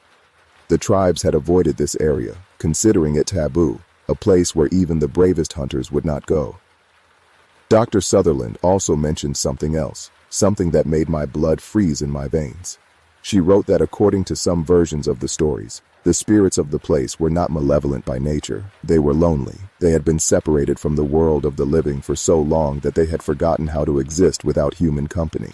They called out to people trying to draw them into the forest, not to harm them, but to keep them, to hold on to them forever in a realm where time had no meaning, and death was not an ending, but a transformation. The music was a summoning. The gramophone was a doorway, and everyone who had heard the call and answered it had become part of the forest, their spirits joining the chorus that called out to new victims. I should have been terrified, part of me was, but another part of me felt something else entirely: pity. These were not demons or monsters. They were lost souls, trapped between worlds, reaching out for the only connection they could still feel. They did not want to hurt anyone, they just did not want to be alone. It did not make what they were doing any less horrifying. It did not bring back Chester Holloway or Walter Mead or any of the others who had been taken, but it helped me understand what I was dealing with. And understanding, I have always believed, is the first step toward finding a solution. The music came more frequently now, every few nights without fail. I learned to recognize its approach, the way the static on the radio would begin to shift and pulse just before the melody emerged. I learned to brace myself for the voices, for the names that were called out in the darkness. My name was among them every time. Harold, Harold, come to us, Harold, repeated like a prayer or an invitation. I never answered. I never spoke back. But I also never turned off the radio. Part of me believed that as long as I was listening, as long as I was aware of what was happening, I could resist the call. The others had not known what they were facing. They had gone to the cabin in confusion or desperation, seeking answers that they could not find. I knew the truth now, and knowledge, I hoped, would be my shield. The summer wore on. June became July, and July became August. The fire season was mild that year, with only a few small lightning strikes that the ground crews handled before they could spread. My reports to the district office were routine, even boring. On paper, it was a perfectly normal season for the Black Pine Lookout Tower. But nothing was normal. Not anymore. The fog came and went, sometimes lifting to reveal stunning views of the mountains and valleys, sometimes pressing in so thick that I could not see the ground below the tower. On the clear nights, I would stand on the catwalk and look out at the vast darkness of the forest, trying to imagine all the lost souls wandering somewhere beneath the canopy, dancing to music that only they could hear. On the foggy nights, I would stay inside with the lights on, listening to the radio crackle and waiting for the waltz to begin. I began to hear other things too, sounds that came from the forest itself, not from the radio. Footsteps on the stairs of the tower in the middle of the night, climbing up toward my room and then stopping just outside the door. Whispers that seemed to come from just beyond the windows, too faint to make out but clearly human in origin. Once, I looked out the north window and saw a figure standing at the edge of the tree line, a man-shaped shadow that did not move, did not react when I shone my flashlight at it, but simply stood there for hours until the dawn came and the light revealed nothing but empty forest. I was being watched. I was being tested. The spirits of the forest were trying to determine whether I would break, whether the fear and isolation would drive me to seek them out, just as it had driven so many others before me. I refused to give them the satisfaction. On the night of August 23rd, something changed. The music came through the radio as usual, but this time it was different. The waltz was faster, more urgent, and the voices were louder than they had ever been. They were not just calling names anymore. They were speaking in sentences, in paragraphs, their words tumbling over each other in a frantic rush that made my head spin. "He is coming," they said. "The one who made us. He is coming back at last." I did not understand what they meant. I did not know who the one who made us could be.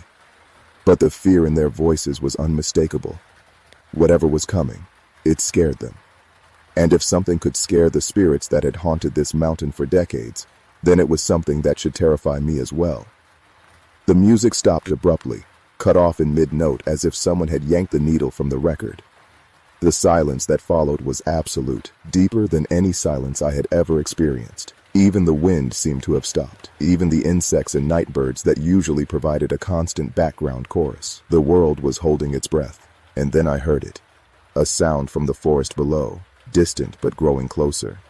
It was not music, not voices, not any sound I could identify. It was a presence, a weight in the air, a feeling of something massive and ancient moving through the trees.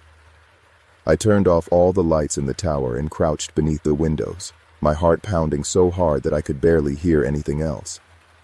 I do not know what I expected to see. A creature, perhaps. Some nightmarish thing from the oldest parts of human imagination. Or a man, a figure from history, someone whose identity would explain everything that had happened in this place. What I saw was neither. There was a light moving through the forest. Not the pale, flickering lights that I had seen before. The ones that seemed to dance with the music. This was something different. It was a cold, blue-white glow, like moonlight concentrated into a single point, and it was moving with purpose, cutting a path through the trees in a direction that I recognized immediately, was heading toward the cabin, toward the gramophone.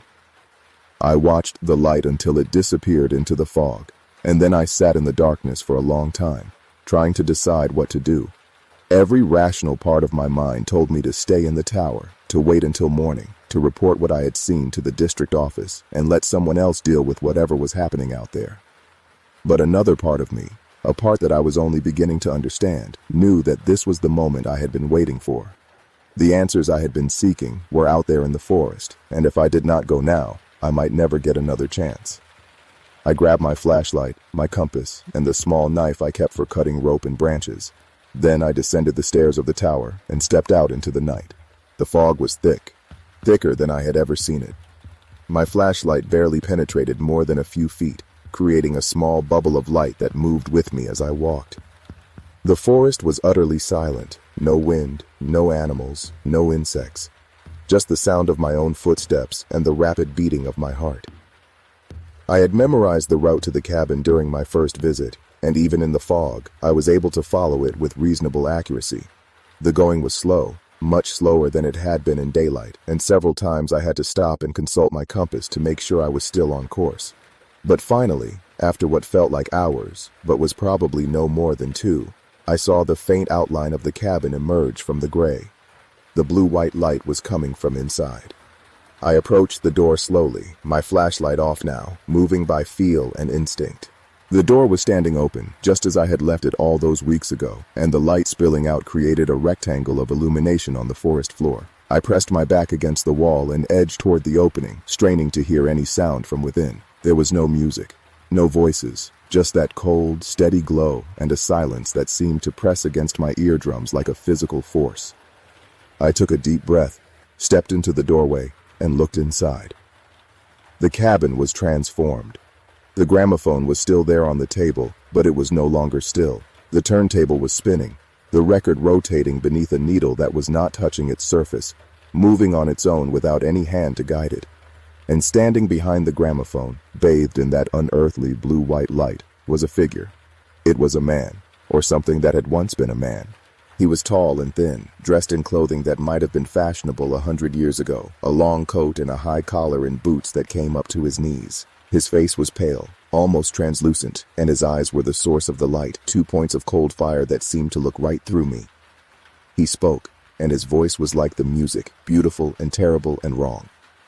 "You have been listening," he said. "You have heard the call. Why do you not answer?" I could not speak. I could not move. I stood there in the doorway, frozen, as the figure regarded me with those burning eyes. "They are mine," he continued, gesturing vaguely at the air around him. "All of them. Every soul that has walked into this forest and heard my music. They belong to me now. They dance for me in the spaces between worlds. They sing for me in the silence of eternity. And soon, you will join them." I found my voice at last. It came out as a croak, barely recognizable as human speech. "Who are you?" The figure smiled, and there was nothing human in that smile. "I was the first," he said. "The first to find this place. The first to understand its power. The first to step through the door and become something more than mortal." He moved toward me, and I stumbled backward, nearly falling over the threshold. "This forest is old," he said. "Older than your nation. Older than the people who lived here before you. It was waiting for someone like me. Someone who could hear its voice. Someone who could sing its songs. And when I found the way to cross over, it became mine. This cabin. This machine. This door between worlds. All of it. Mine." I kept backing away, out of the cabin, into the fog-shrouded forest. The figure followed, his light casting long shadows through the trees. "I do not take them against their will," he said. "I only call to them. I only invite. They choose to come to me. They choose to stay. The music is a gift. The dance is freedom. Why do you resist?" "Because I want to live," I said. "Because I have seen what happens to the people who answer your call. They disappear. They die. They become nothing more than whispers in the dark." The figure stopped, and for a moment something flickered in those burning eyes. Sadness, perhaps, or something like it. "You do not understand," he said. "They do not die. They become part of something greater, something eternal. The forest does not kill. It transforms. It welcomes. It loves." I shook my head. "I have read their stories. Chester Holloway, Walter Mead, all the others. They were not looking for transformation. They were not seeking eternity. They were just trying to do their jobs, trying to live their lives, and your music drove them mad. Your voice led them into the forest to die. That is not love. That is hunger." The figure was silent for a long moment. Then he spoke again, and his voice was different now, softer, almost human. "You may be right," he said. "I have been alone for so long. The years blur together. The centuries become moments. I have forgotten what it was to be mortal, forgotten what it meant to fear death instead of embracing it. Perhaps I have been selfish. Perhaps I have been cruel." He looked at me, and for just an instant, I saw the man he had once been. A settler, perhaps, or an explorer, someone who had wandered into this wilderness a long time ago and found something that he should have left alone. "But I cannot stop now," he said, and the coldness returned to his voice. "The music must be heard. The dance must continue. The forest has become part of me, and I have become part of it. There is no separation anymore, no going back." He raised his hand, and the air around me seemed to thicken, to press in, to hold me in place. "You have listened to the music, Harold Eugene Whitmore. You have heard the call. You cannot unhear it. Sooner or later you will answer. They all answer, in the end." "No," I said. "I will not." The figure smiled that inhuman smile. "We shall see." And then he was gone. The light vanished, the pressure released. I was standing alone in the fog-shrouded forest, with nothing but the darkness and the silence and the distant shape of the cabin behind me. I ran. I ran all the way back to the tower, crashing through underbrush, tripping over roots, not caring about the noise I was making or the branches that tore at my clothes and skin. By the time I reached the stairs, I was bleeding from a dozen cuts and my lungs were burning, but I did not stop until I was inside the cabin with the door locked behind me. I sat there until dawn, watching the fog slowly lift, waiting for the sun to rise and chase away the shadows. The radio was silent. The forest was silent. But I knew that the silence was only temporary. The music would come again. The voice would call again. And I would have to decide whether to answer. The rest of that season passed in a blur of tension and fear. I continued my duties, continued my reports, continued the routine that had defined my life for nearly 2 decades. But nothing was the same. Every crackle of the radio made me jump. Every shadow in the forest made me reach for my knife. Every night, I lay awake in my bunk, listening for the waltz to begin, dreading the moment when I would hear my name called from the darkness. The music came, as it always did, but it seemed different now, softer, more plaintive, less like a summons and more like a lament. The voices still called to me, but there was a sadness in them that I had not noticed before. They were lost souls, I reminded myself. They were lonely, they were trapped, and the thing that held them, the man who had once been mortal and had become something else, was trapped too. I began to pity him. I know how strange that sounds. I know how dangerous it is to feel sympathy for the thing that wants to destroy you. But I could not help it. He had been human once. He had wandered into this forest looking for something, adventure or escape or just a place to belong, and he had found more than he bargained for. The forest had taken him, transformed him, made him into something that could never leave. And now he spent eternity calling out to others, trying to ease his loneliness, unable to understand why they feared him, unable to stop the hunger that drove him to consume every soul that came within reach. It did not make him less dangerous. It did not make me less afraid, but it made me understand him in a way that I had not before. September came, and with it, the end of the fire season. On the morning of September 15th, I made my final radio check, locked up the tower, and began the long hike down to the trailhead. The forest was beautiful that day, the fog burned off by a warm autumn sun, the leaves just beginning to turn from green to gold. I walked slowly, savoring each step, knowing that it might be the last time I ever saw this place. Because I had made a decision, I was not coming back. I submitted my resignation from the Forest Service that winter. I told them that I was getting too old for the isolation, that my joints ached in the cold, that I wanted to spend my remaining years somewhere with people around me. They accepted without question. I was not the first ranger to burn out after too many seasons in the lookout towers, but I did not burn out. I did not run because I was tired or lonely or afraid of growing old alone. I ran because I knew that if I stayed, if I went back to that tower one more time, I would eventually answer the call. The music was inside me now. I could hear it sometimes, late at night, when the wind was still and the silence was absolute. A faint melody, barely there, just on the edge of hearing. A waltz that played in my dreams and whispered promises of eternity. The figure in the cabin had been right. You cannot unhear the music. You cannot unfeel the pull. Once you have heard the call, it stays with you forever, waiting for a moment of weakness, a night when the loneliness becomes too much, a time when the promise of never being alone again seems worth the price. I have resisted for 30 years now. I live in Cedro Woolley, in a small cabin of my own, surrounded by neighbors and noise and all the comforting bustle of ordinary human life. I do not go into the wilderness anymore. I do not listen to waltz music. I keep the radio off after sunset, every sunset, without exception.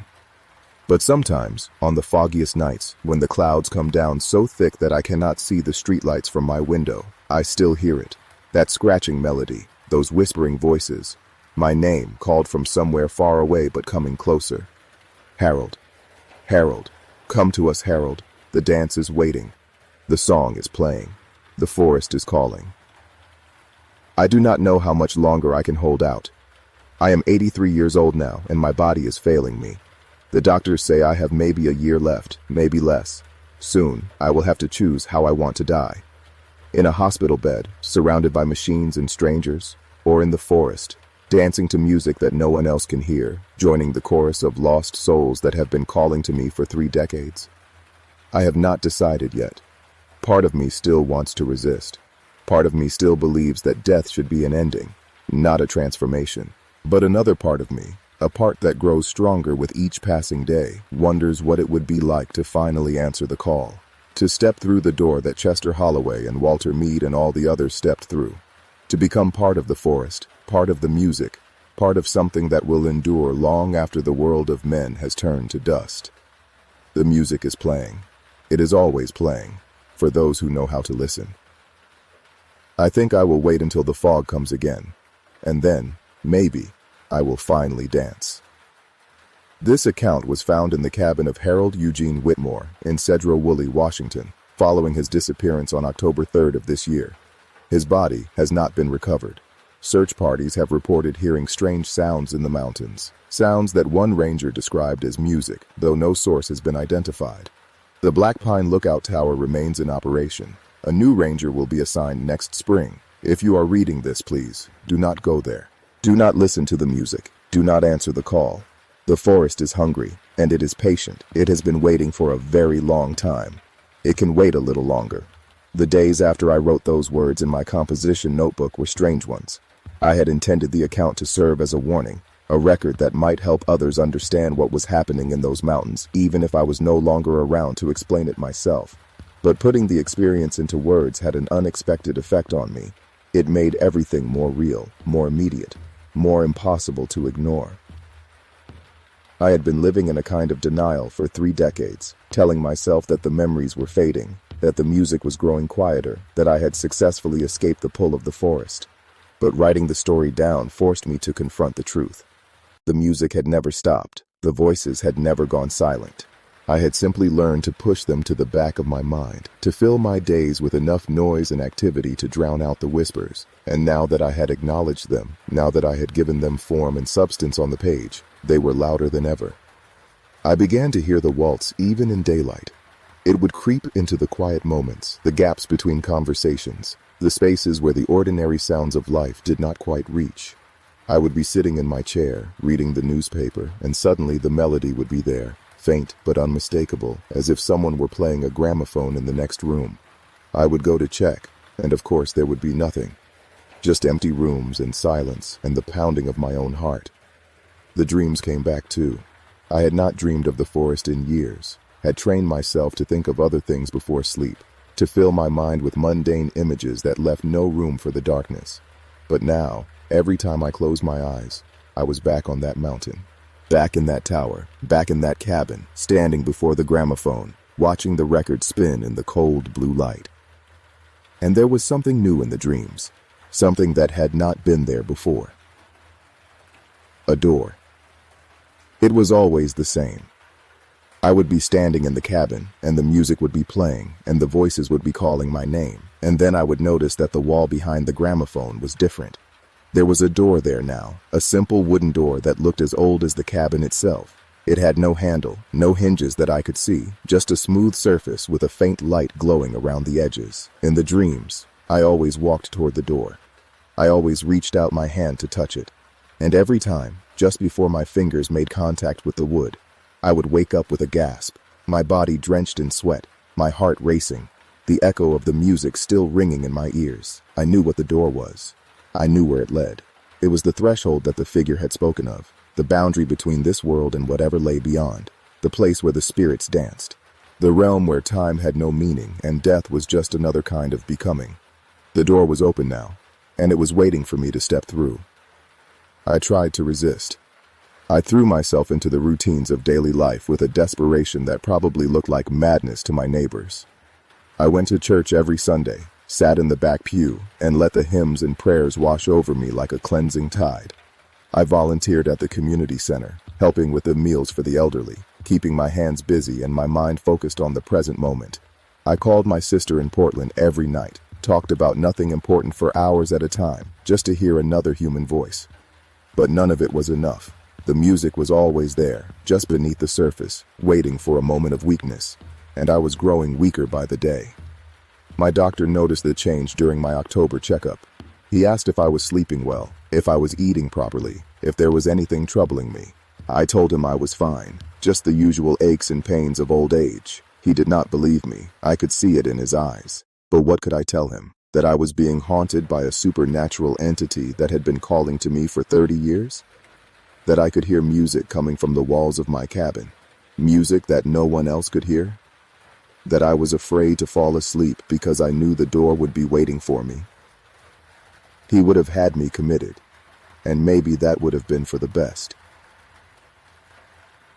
The final change came on the night of September 28th. I had gone to bed early, exhausted from another day of fighting against the pull, and I fell asleep almost immediately. The dream began as it always did, with me standing in the cabin, the gramophone spinning, the music playing. But this time, when I looked at the door, it was open. Not all the way, just a crack, but it was enough to see what lay beyond. Light, a soft, warm light like sunlight filtering through leaves, and movement, figures dancing, spinning, their shapes blurred but unmistakably human. I could hear them laughing, a sound of pure joy that cut through the melody of the waltz like a counterpoint. They were happy. They were free. They were together, all of them. All the lost souls who had answered the call over the years, dancing in a realm where loneliness did not exist. And standing among them, smiling at me, was Chester Holloway. I recognized him immediately, even though I had never seen a photograph, even though he had been dead for more than 40 years. He was young again, or perhaps he had never been old, his face unlined, his eyes bright with a light that was not the cold fire of the figure in the cabin, but something warmer, something gentler. He raised his hand and waved at me, a simple gesture of welcome, of invitation. "Come," he seemed to say. "It is not what you feared. It is better, so much better." I woke up crying, not from fear, from longing. I understood, in that moment, what Chester had understood all those years ago. The music was not a trap. It was not a lure designed to drag unsuspecting souls into some nightmare realm of suffering and despair. It was exactly what the figure had said it was, an invitation, a gift, a door to a place where the loneliness of mortal existence could finally come to an end. The figure himself was not evil. He was simply the first, the one who had discovered the secret of the forest and had spent centuries trying to share it with others. His methods were clumsy, his approach frightening, because he had forgotten what it was to be human, had forgotten that mortals feared the unknown even when the unknown was something wonderful. But his intentions had never been malicious. He was just lonely. They were all lonely, and they wanted company in the endless dance. I am not saying this to excuse what happened to Walter Mead and Eugene Patterson and all the others. Their deaths were tragedies, the result of a misunderstanding that had persisted for far too long. They came to the forest looking for answers and found only terror because they did not understand what they were being offered. They fought against the call instead of surrendering to it. And that resistance, that fear, was what destroyed them. But I understood now. I knew the truth, and I was no longer afraid. On the morning of October 3rd, I made my preparations. I wrote a letter to my sister, telling her that I loved her and that I was not sorry for the choice I was about to make. I arranged my affairs, made sure that my bills were paid and my belongings were in order. And then I drove to the trailhead at the base of the mountain where the Black Pine Lookout Tower stood sentinel over the forest. The hike was harder than I remembered. My body was old, my lungs weak, my legs unsteady on the uneven ground. But I pressed on, driven by a determination that went beyond mere physical endurance. I had waited 30 years for this moment. I was not going to let a few tired muscles stop me now. I did not go to the tower. I went directly to the cabin, following the route that was burned into my memory even after all these years. The forest seemed to welcome me, the fog parting to let me pass, the undergrowth bending aside as if pushed by invisible hands. The animals watched me go, deer and rabbits and birds, all of them silent, all of them still, as if they knew that something important was about to happen. The cabin looked exactly as I remembered it. The logs gray with age, the moss thick on the roof, the single window dark and empty, the door standing open, waiting. I walked inside. The gramophone was there. The record was spinning, just as it had been in my dreams. The music was playing, that beautiful, terrible waltz, and the voices were singing, calling my name, welcoming me home. And the door was there too, in the wall behind the gramophone, open wide now. Not just a crack, but all the way, revealing the light and the dancers and the smiling face of Chester Holloway beckoning me forward. I did not hesitate. I did not look back. I walked through the door. What I found on the other side is difficult to describe in words. Language was made for the world I left behind, for the solid, limited realm of matter and time. The place I entered operated by different rules. Rules that my human mind struggled to comprehend even as I experienced them. There was no ground beneath my feet, but I did not fall. There was no sky above my head, but I could see for miles in every direction. The light was everywhere and nowhere, warm and cool at the same time, coming from a source that I could not identify but that seemed to be part of everything around me. And there were people, dozens of them, maybe hundreds, moving through the light like dancers at a ball. They were all ages, all types, men and women and children, some dressed in clothing from decades past, some in styles that I did not recognize. They were holding hands, spinning in circles, their faces lit with joy. Chester Holloway came toward me, his smile wider than ever. "You made it," he said, and his voice was like the music. beautiful and strange and full of something that I can only call love. I knew you would. I knew you had the courage. I looked around at the dancers, at the light, at the vast and impossible space that surrounded us. "Is this real?" I asked. Chester laughed. "More real than anything in the world you left behind. That world is the dream, Harold. This is the waking. This is the truth." He took my hand and pulled me forward, into the dance. And I danced. I danced with Chester and with Walter and with all the others who had answered the call before me. I danced with a figure who had once been mortal, and I saw that he was no longer cold, no longer frightening, but just another soul in the endless celebration. I danced until time lost all meaning, until the memories of my old life faded to shadows, until all that remained was the music and the movement and the overwhelming, indescribable joy. I am still dancing now. I will be dancing forever. And sometimes, when the fog rolls in over the mountains and the world grows quiet and still, I reach back through the door and sing with the others. We call to the living, to the lonely, to the ones who sit alone in their towers and wonder if there is something more. We do not mean to frighten them. We only want to share what we have found. The music is playing. It is always playing. Listen, can you hear it? The file recovered from the Whitmore cabin contained 347 handwritten pages, the final 50 of which appeared to have been written in a different hand than the rest. Forensic analysis has been unable to identify the author of these concluding sections. Harold Eugene Whitmore was officially declared missing on October 5th and presumed dead on October 10th. No body was recovered.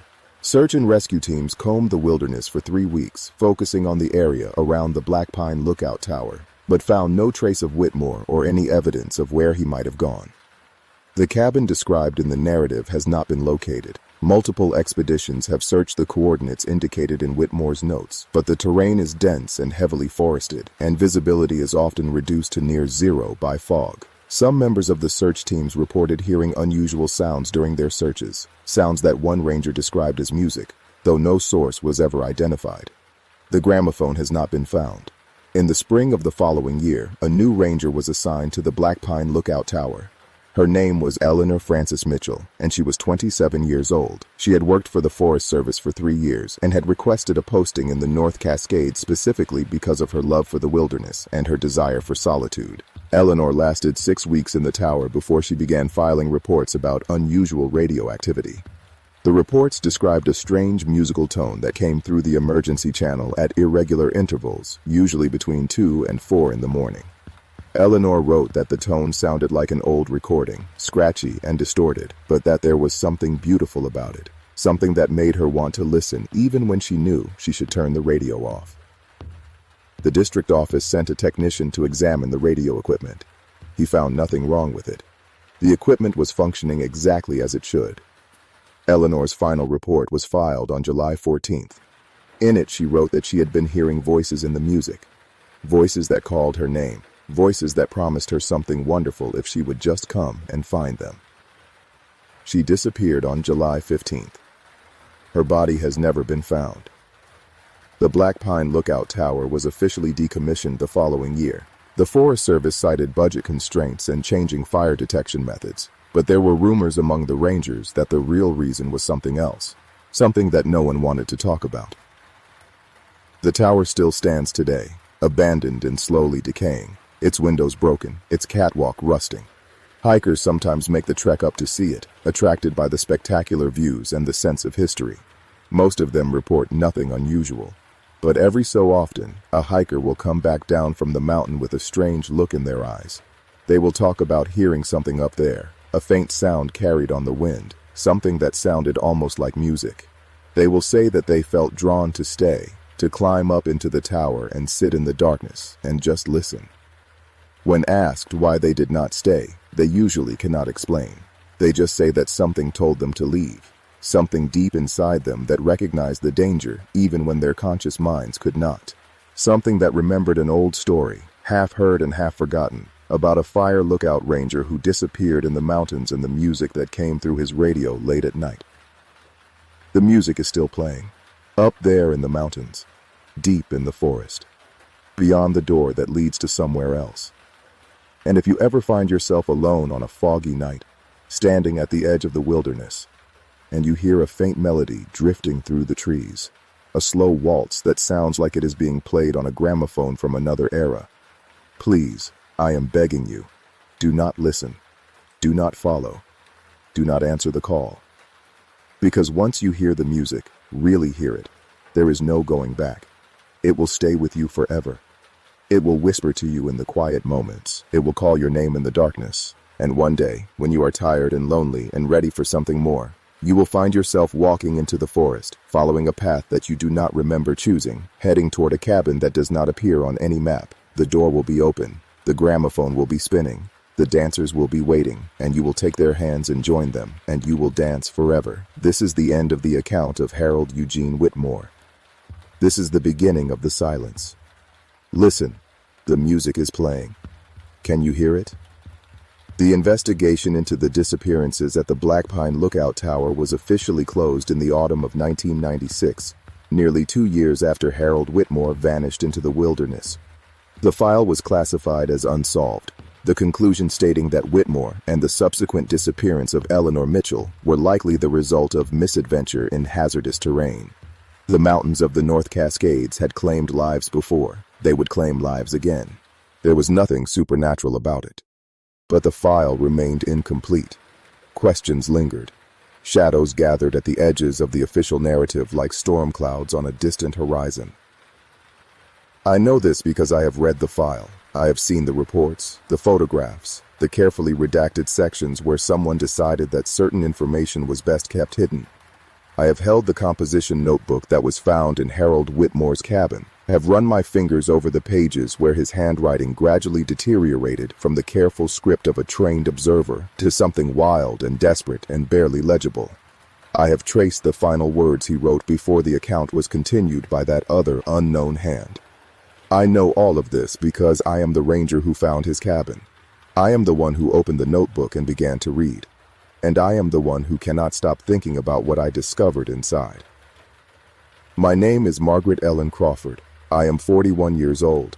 I have worked for the United States Forest Service for 18 years, the last 5 of them as a district ranger overseeing operations in the North Cascades. I do not believe in ghosts. I do not believe in supernatural phenomena. I am a practical woman, trained in science and observation, dedicated to the preservation and protection of our national forests.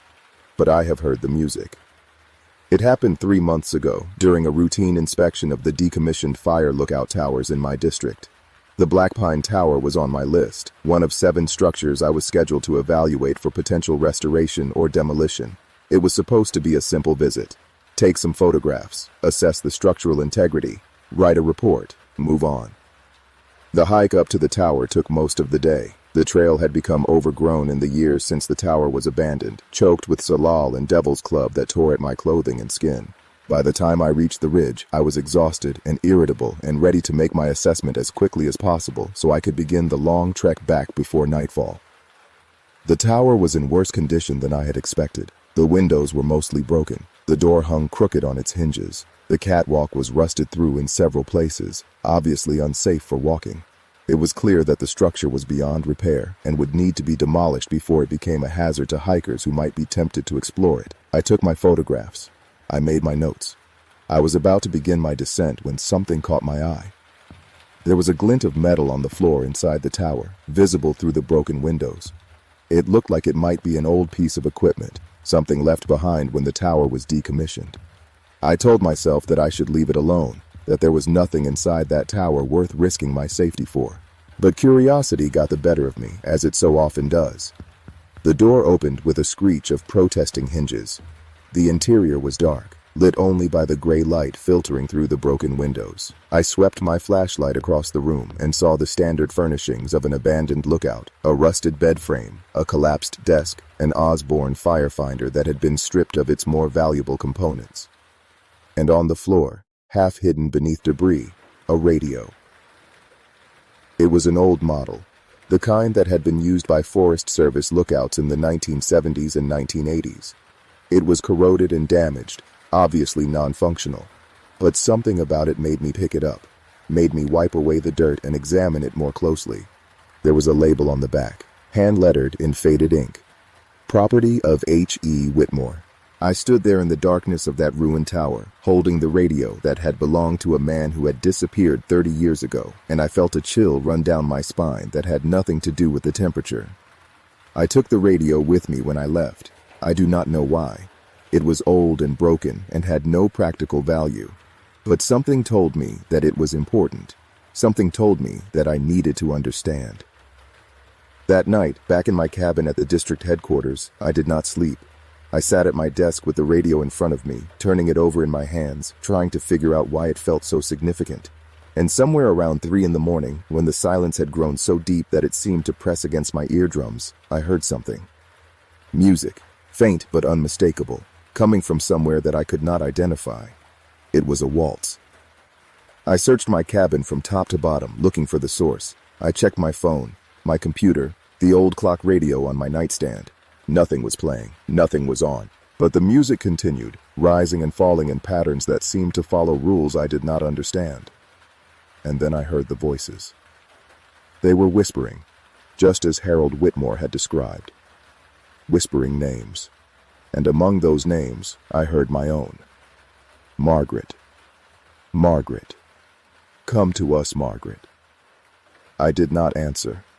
I covered my ears and waited for the sound to stop. And eventually, after what felt like hours, but was probably only minutes, it did. The silence returned. The night was normal again. But I knew that something had changed. Something had been set in motion that I could not stop. In the weeks that followed, I became obsessed with the story of the Black Pine Lookout Tower. I read every file, every report, every scrap of information I could find. I tracked down the notebook that had been recovered from Harold Whitmore's cabin and spent long nights reading his account, searching for clues, trying to understand what had really happened on that mountain. The more I learned, the more questions I had. Who had built the cabin in the forest, the one with the gramophone? When had it been built, and by whom? How had Harold Whitmore found it when it did not appear on any map? Who was the figure he had encountered, the one who claimed to be the first to discover the secret of the forest? Where had he come from? And what had made him into the thing he had become? And most importantly, were the spirits of the lost really dancing in some realm beyond our own? Or had they simply died, their bodies consumed by the wilderness, their stories twisted by a mind that had been pushed past its breaking point? I did not know. I still do not know. The evidence points in both directions, toward the supernatural and toward the mundane, and I am unable to determine which interpretation is correct. But I can tell you this. The music is real. I have heard it twice more since that night in my cabin. Once while driving through the mountains at dusk, when the radio in my truck suddenly picked up a signal that should not have been there, and once while hiking alone near the boundary of the wilderness area, when the wind seemed to carry a melody that rose and fell like the breathing of some enormous creature. Each time, I have resisted the urge to follow. Each time, I have turned away, have gotten back in my truck or retraced my steps along the trail, have put as much distance as possible between myself and the source of that impossible sound. But I can feel the pull growing stronger. I can feel the call becoming harder to ignore. Harold Whitmore wrote that the music stays with you once you hear it, that it whispers to you in the quiet moments, that it will eventually lead you into the forest, whether you want to go or not. I did not believe him when I first read those words. I thought he was describing the delusions of a disturbed mind, the fantasies of a man who had spent too many years alone in the wilderness. I believe him now. I do not know how much longer I can resist. The music is always there, just beneath the surface of my consciousness, waiting for a moment of weakness. It calls to me in my dreams. It whispers to me when I wake in the middle of the night. It promises me things, wonderful things, things that I want more than I have ever wanted anything. It promises me that I will never be alone again. I am writing this account as a warning, a continuation of the work that Harold Whitmore began and that has now been passed to me. I am writing it because someone needs to know the truth about what is happening in the mountains of the North Cascades, about the secret that has been hidden there for more than a century, about the door that opens onto something beyond our understanding. I am writing it because I am afraid. Not of death. Not of what lies beyond the threshold. I am afraid because I am beginning to want it. I am beginning to hope that the music is real, that the dancing spirits are real, that there is a place where the loneliness of mortal existence can finally come to an end. and I'm afraid of what that wanting might make me do. If you are reading this, please understand. The danger is real. The forest is hungry. The music is calling, and sooner or later, if you hear it, you will answer. Stay away from the Black Pine Lookout Tower. Stay away from the wilderness areas of the North Cascades. If you ever find yourself hiking through those mountains and you hear something that sounds like music, like an old waltz being played on a gramophone from another era, turn around immediately. Walk back the way you came. Do not stop. Do not listen. Do not let the melody take root in your mind, because once it does, there is no going back. The music is playing. It has been playing for a very long time, and it will continue to play long after you and I and everyone we know is turned to dust. The forest is patient. The dance is eternal. The door is always open. And somewhere out there, in the spaces between the trees, in the fog that rolls across the mountains like the breath of something ancient and hungry, the lost souls are waiting. They are waiting for you. This document was discovered in the cabin of District Ranger Margaret Ellen Crawford on December 17th of this year, following her disappearance. She was last seen on December 15th, leaving the district headquarters in the early morning hours. Her vehicle was found at the trailhead leading to the Black Pine Lookout Tower. No footprints or other tracks were visible in the snow. Search and rescue teams have been dispatched to the area. As of this writing, no trace of Ranger Crawford has been found. The forest is quiet today. The fog has lifted. The sun is shining on the snow-covered peaks of the Cascade Range. But somewhere up there, in the ruins of an abandoned fire lookout tower, in the depths of a wilderness that has kept its secrets for longer than anyone can remember, the music is playing. Can you hear it? Can you? The final document in the Black Pine file is a single sheet of paper, folded in quarters, discovered by a maintenance worker in the district headquarters building 3 days after Margaret Crawford's disappearance.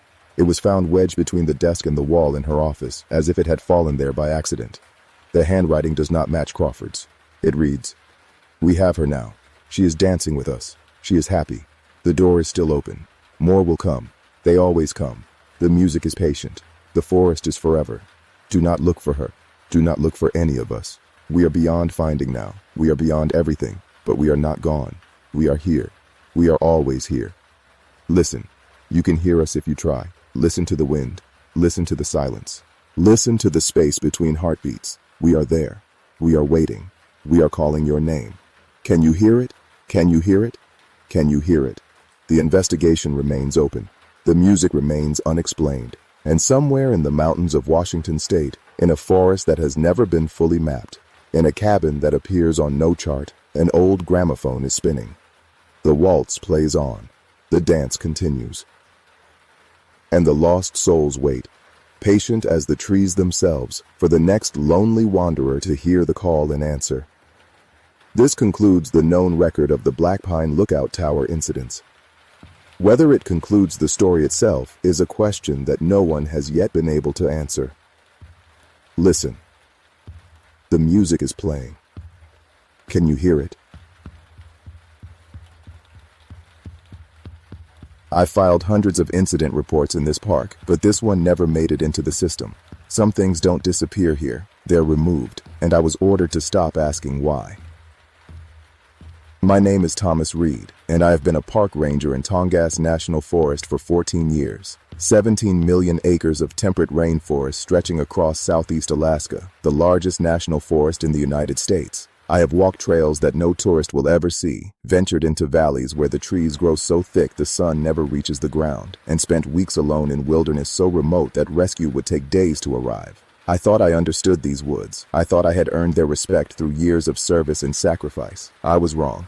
There are things in Tongass that do not care how long you have worn the uniform. There are things that have been here since before the Tlingit people named these waters, since before the glaciers carved these fjords, since before humanity took its first stumbling steps out of Africa.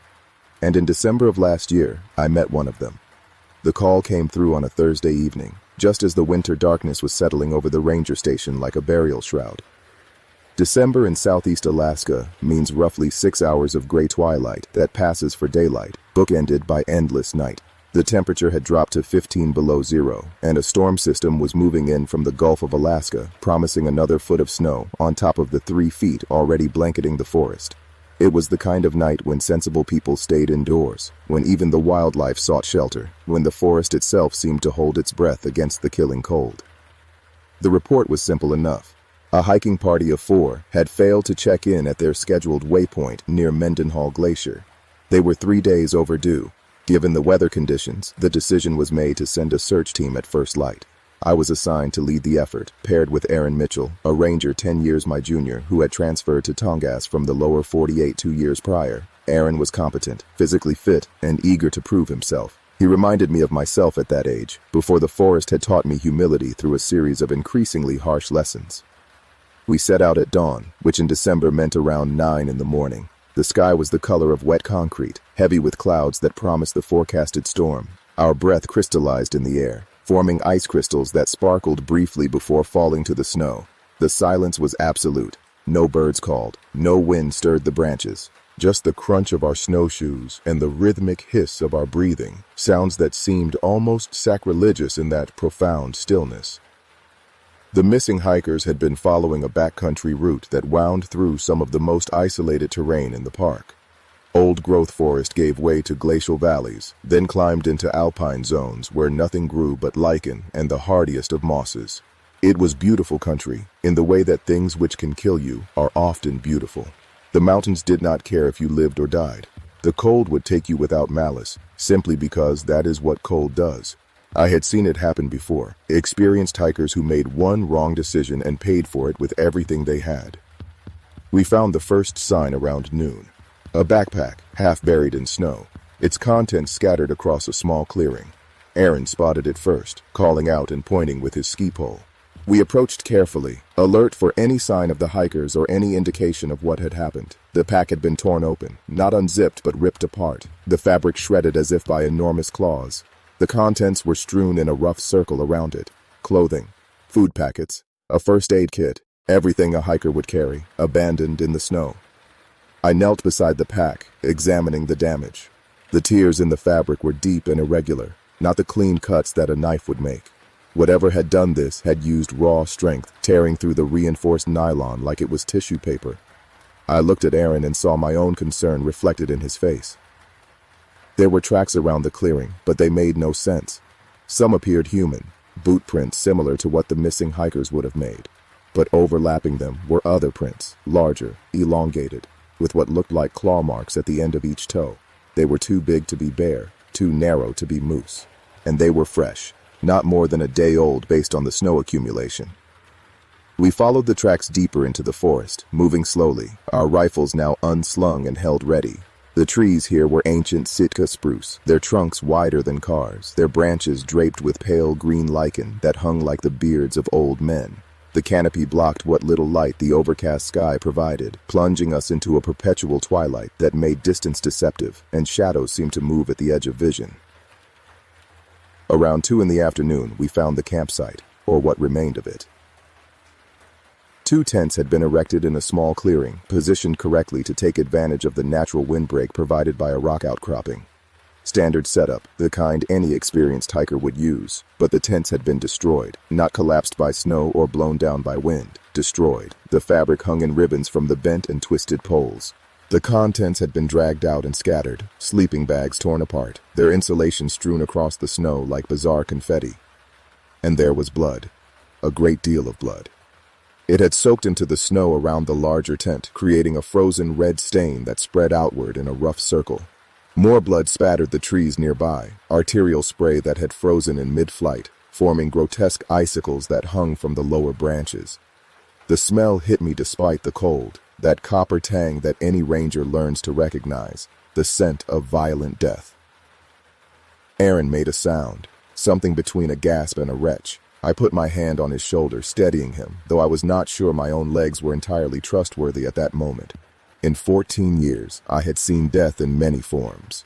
Drownings, falls, hypothermia. Once, a bear attack that had left a hiker barely recognizable. But I had never seen anything like this. The sheer volume of blood, the savage destruction of the campsite, the obvious violence of whatever had happened here. We searched the area, moving carefully, documenting everything. I took photographs while Aaron logged GPS coordinates and made notes. We found personal effects scattered throughout the clearing. wallets with identification confirming this was indeed our missing party, a satellite phone, crushed and useless, a flare gun, unfired, still in its case. Whatever had happened fast. Too fast for the hikers to mount any kind of defense. We found 3 of the 4 bodies before sunset. They had been dragged from the campsite in different directions, left in the snow like discarded toys. The condition of the remains told a story I did not want to understand. They had not simply been killed, they had been fed upon. Large portions of flesh had been stripped from the bones, bite marks evident on what remained, marks too large to be any animal I could identify. The faces were largely intact, frozen in expressions of terror so profound that I knew they had seen their attacker, had understood what was happening to them in those final moments. The 4th hiker, a woman named Sarah Chen, according to her identification, was missing. We found a blood trail leading away from the campsite toward the glacier, but it disappeared into a crevasse field that would be suicide to navigate in the failing light.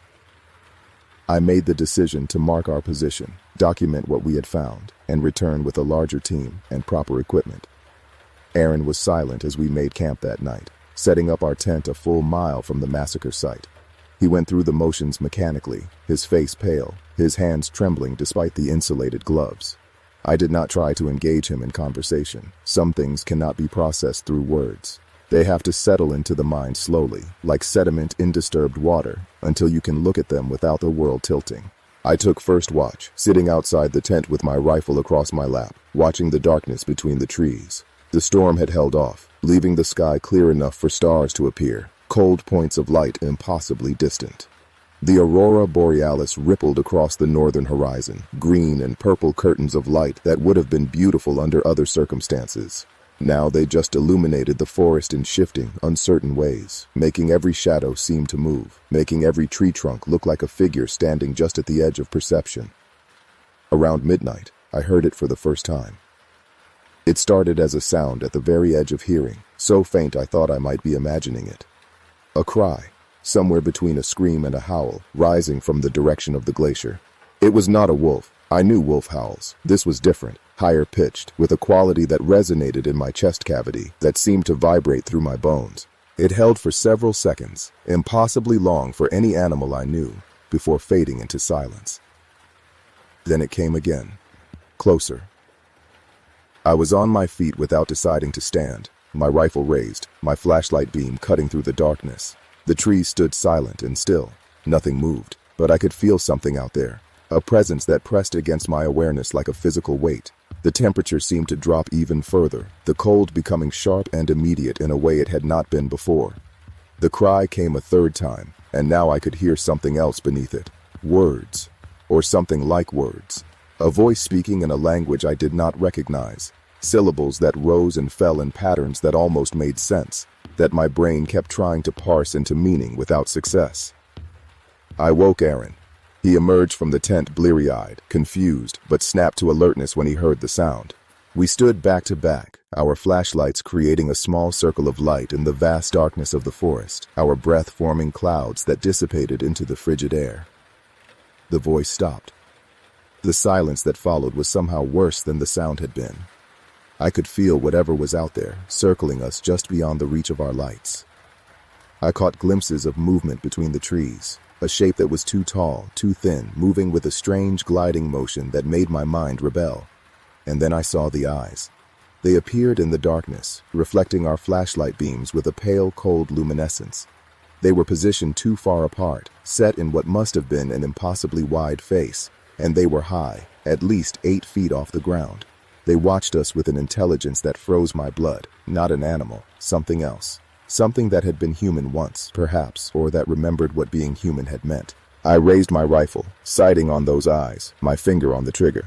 The eyes did not move, did not blink, just watched, with a patience that suggested time meant nothing to whatever wore them. Seconds stretched into minutes. My arms began to ache from holding the rifle steady. My breath came in short, sharp gasps that crystallized in the air. Then, without warning, the eyes rose higher. Whatever possessed them was standing up, unfolding from a crouch, rising to a height that I could not rationally accept. 10 feet, 12 feet, perhaps more. The movement was silent, utterly silent. No sound of snow compacting or branches breaking. It simply rose those terrible eyes never leaving mine. Aaron fired. The rifle shot shattered the silence like breaking glass, the muzzle flash briefly illuminating a shape I will never be able to fully describe. Too tall, too thin, limbs that bent at the wrong angles, ending in hands that were more like claws, and a face. God help me, a face that was almost human, stretched and distorted, the mouth impossibly wide, filled with teeth that gleamed wetly in the split second of light. The shape vanished, not retreated, not fled, simply was not there anymore, as if the darkness had swallowed it whole. Aaron kept firing until his rifle clicked empty, the shots echoing through the forest, disturbing snow from the branches overhead. I grabbed his arm, stopped him from reloading. We listened. Silence. The forest was utterly still, as if every living thing within miles was holding its breath. Even the wind had died, leaving nothing but the faint hiss of falling snow, the first flakes of the approaching storm. We broke camp immediately. There was no discussion, no debate about what to do. We packed our gear in frantic silence, our movements jerky with adrenaline, and started hiking out. Protocol demanded we remain at our position until the search team arrived. Protocol could go to hell. Whatever we had seen, whatever had killed those hikers, was still out there, and I was not going to wait for it to decide we were worth hunting. The hike out should have taken 6 hours. It took 12. The storm hit around 3 in the morning, reducing visibility to a few feet, turning the forest into a maze of identical trees and featureless snow. We navigated by GPS, moving slowly, fighting through drifts that came up to our waists. Several times, I was certain we were being followed. I would catch movement at the edge of my vision, a shape between the trees that vanished when I turned to look directly at it. Aaron saw it too. Neither of us acknowledged it aloud. Speaking it would make it real in a way we were not prepared to accept. Dawn came as a gradual lightening of the darkness, the gray light filtering through the clouds, turning the world into a monochrome photograph. We reached the trailhead around noon, stumbling out of the forest like survivors of some great disaster. The ranger station was another mile down the road, but I had never been so grateful to see the parking lot, the maintained road, the signs of human presence. We filed our report that afternoon, the official version stripped of anything that could not be explained by conventional means. A bear attack, we suggested. A grizzly, perhaps drawn by the hikers' food supply, or a mother protecting cubs. It did not explain the condition of the bodies, the bite marks that were too large, the destruction that seemed calculated rather than wild. But it was an explanation that fit within the framework of the world as it was supposed to be. The alternative was unacceptable. The search team found Sarah Chen the next day, or what remained of her. She had made it almost 2 miles from the campsite before whatever was pursuing her had caught up. The coroner's report noted the same unexplained injuries as the other victims. The case was classified as a bear attack. The file closed, the families notified. Another tragic accident in the Alaskan wilderness, the kind of thing that happened from time to time. But I knew better, and the thing that terrified me most was not what I had seen that night. It was the conversation I had 2 weeks later with a Tlingit elder named William Ketchikan, who had worked as a guide in these forests for over 50 years. I found him in a bar in Juneau, nursing a beer and watching the snow fall outside the window. When I told him what I had seen, he did not laugh. He did not dismiss me as crazy. He just nodded slowly, his weathered face grave. He called it by its name, Wendigo. A spirit of winter and hunger, of the desperate acts committed when starvation drives humans beyond the boundaries of their humanity. He said the old stories spoke of it, warnings passed down through generations, tales of those who ate the flesh of their own kind and became something no longer human. The hunger consumed them, he said, and it never stopped, could never stop. They would hunt forever, always starving, always needing more. I asked him how to kill it. He laughed, but there was no humor in the sound. You do not kill what is already dead, he told me. You do not destroy what has surrendered its soul in exchange for eternal hunger. You can only avoid it. Stay away from the deep places in winter. Never travel alone. And if you hear the voice calling in the darkness, if you see the eyes watching from beyond the firelight, run. Run, and do not stop until you reach safety, and pray that it is not already following your scent. I returned to work.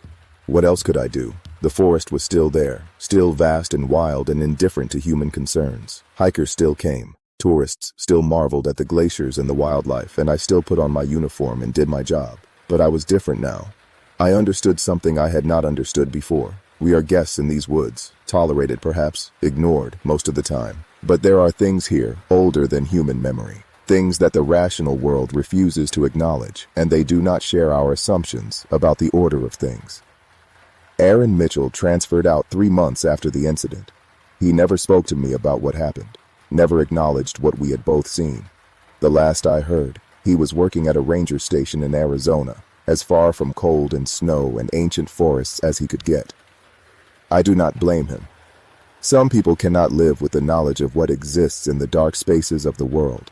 They have to forget, have to convince themselves it was a dream or a hallucination, have to rebuild the comforting illusion that human beings sit at the top of the food chain. I cannot forget. Every night, when the darkness falls and the cold settles over the forest, I remember those eyes. I remember the shape rising up, impossibly tall, watching me with a hunger that had no end. And I wonder if it remembers me too. If somewhere in the depths of Tongass, in the places where no trail goes and no human ventures, it waits. Patient, eternal, knowing that eventually I will return to its territory, that eventually the forest will call me back, as it always does, and this time I might not be lucky enough to escape. There have been other incidents since then, hikers who vanished without a trace, hunters who stumbled out of the forest raving about monsters, only to be sedated and transferred to psychiatric facilities. Bodies found in conditions that no bear or wolf could explain, marked by teeth that match no known animal. Each time the reports are filed with careful omissions. Each time the truth is buried under acceptable explanations. The system does not want to know. The system cannot afford to know. I have compiled my own files, unofficial records of every incident that does not fit the narrative, dates and locations and details that would destroy careers if they ever became public. I keep them hidden, backed up in multiple locations, waiting for the day when someone with the power to do something might finally be willing to listen. I do not expect that day to come. The world is not ready to accept what lives in its last wild places. Perhaps it never will be, but the truth exists whether we accept it or not.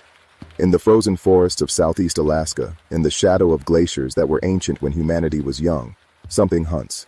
It has many names in many languages, but they all point to the same truth. There are things that should not be.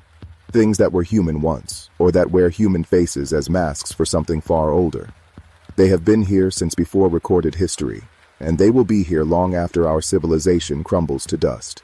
I still patrol these woods, still answer calls and file reports and pretend that the world is ordinary, that the darkness holds nothing worse than bears and hypothermia.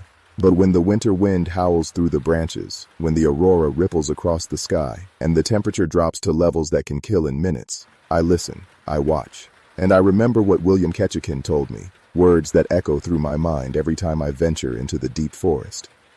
The Wendigo does not forget. It does not forgive. And once it has your scent, once it has marked you as prey, you are never truly safe again. Not in the forest, not in the city, not anywhere. Because the hunger that drives it is eternal, and it will wait forever for the chance to feed.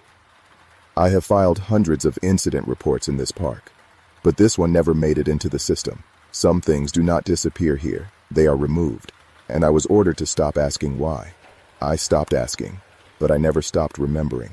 And now I'm telling you, whoever reads this, whatever you do with this information, be careful in the wild places, respect the cold, fear the darkness, and if you hear something calling your name in the frozen night, if you see eyes watching from the shadows between the trees, do not investigate, do not be curious, do not tell yourself it must be an animal, must be your imagination, must be anything other than what it is.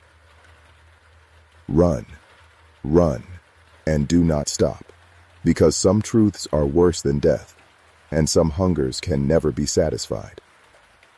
The forest remembers, the forest waits, and in its coldest heart, where the ice never melts and the sun never reaches, the Wendigo still hunts.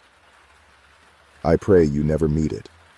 I pray you never learn why the Tlingit elders speak of these things only in whispers, only when the fire is high and the doors are locked. I pray you live your entire life believing that monsters are fiction, that the darkness holds nothing worse than what science has already named and categorized. But if you do meet it, if you do see those eyes in the night, that impossible shape rising from the shadows, remember my words. Remember Thomas Reed, the ranger who survived to tell this story, and do whatever you have to do to escape, because in the end, survival is all that matters, And against what hunts in these forests, survival is the only victory we can hope for.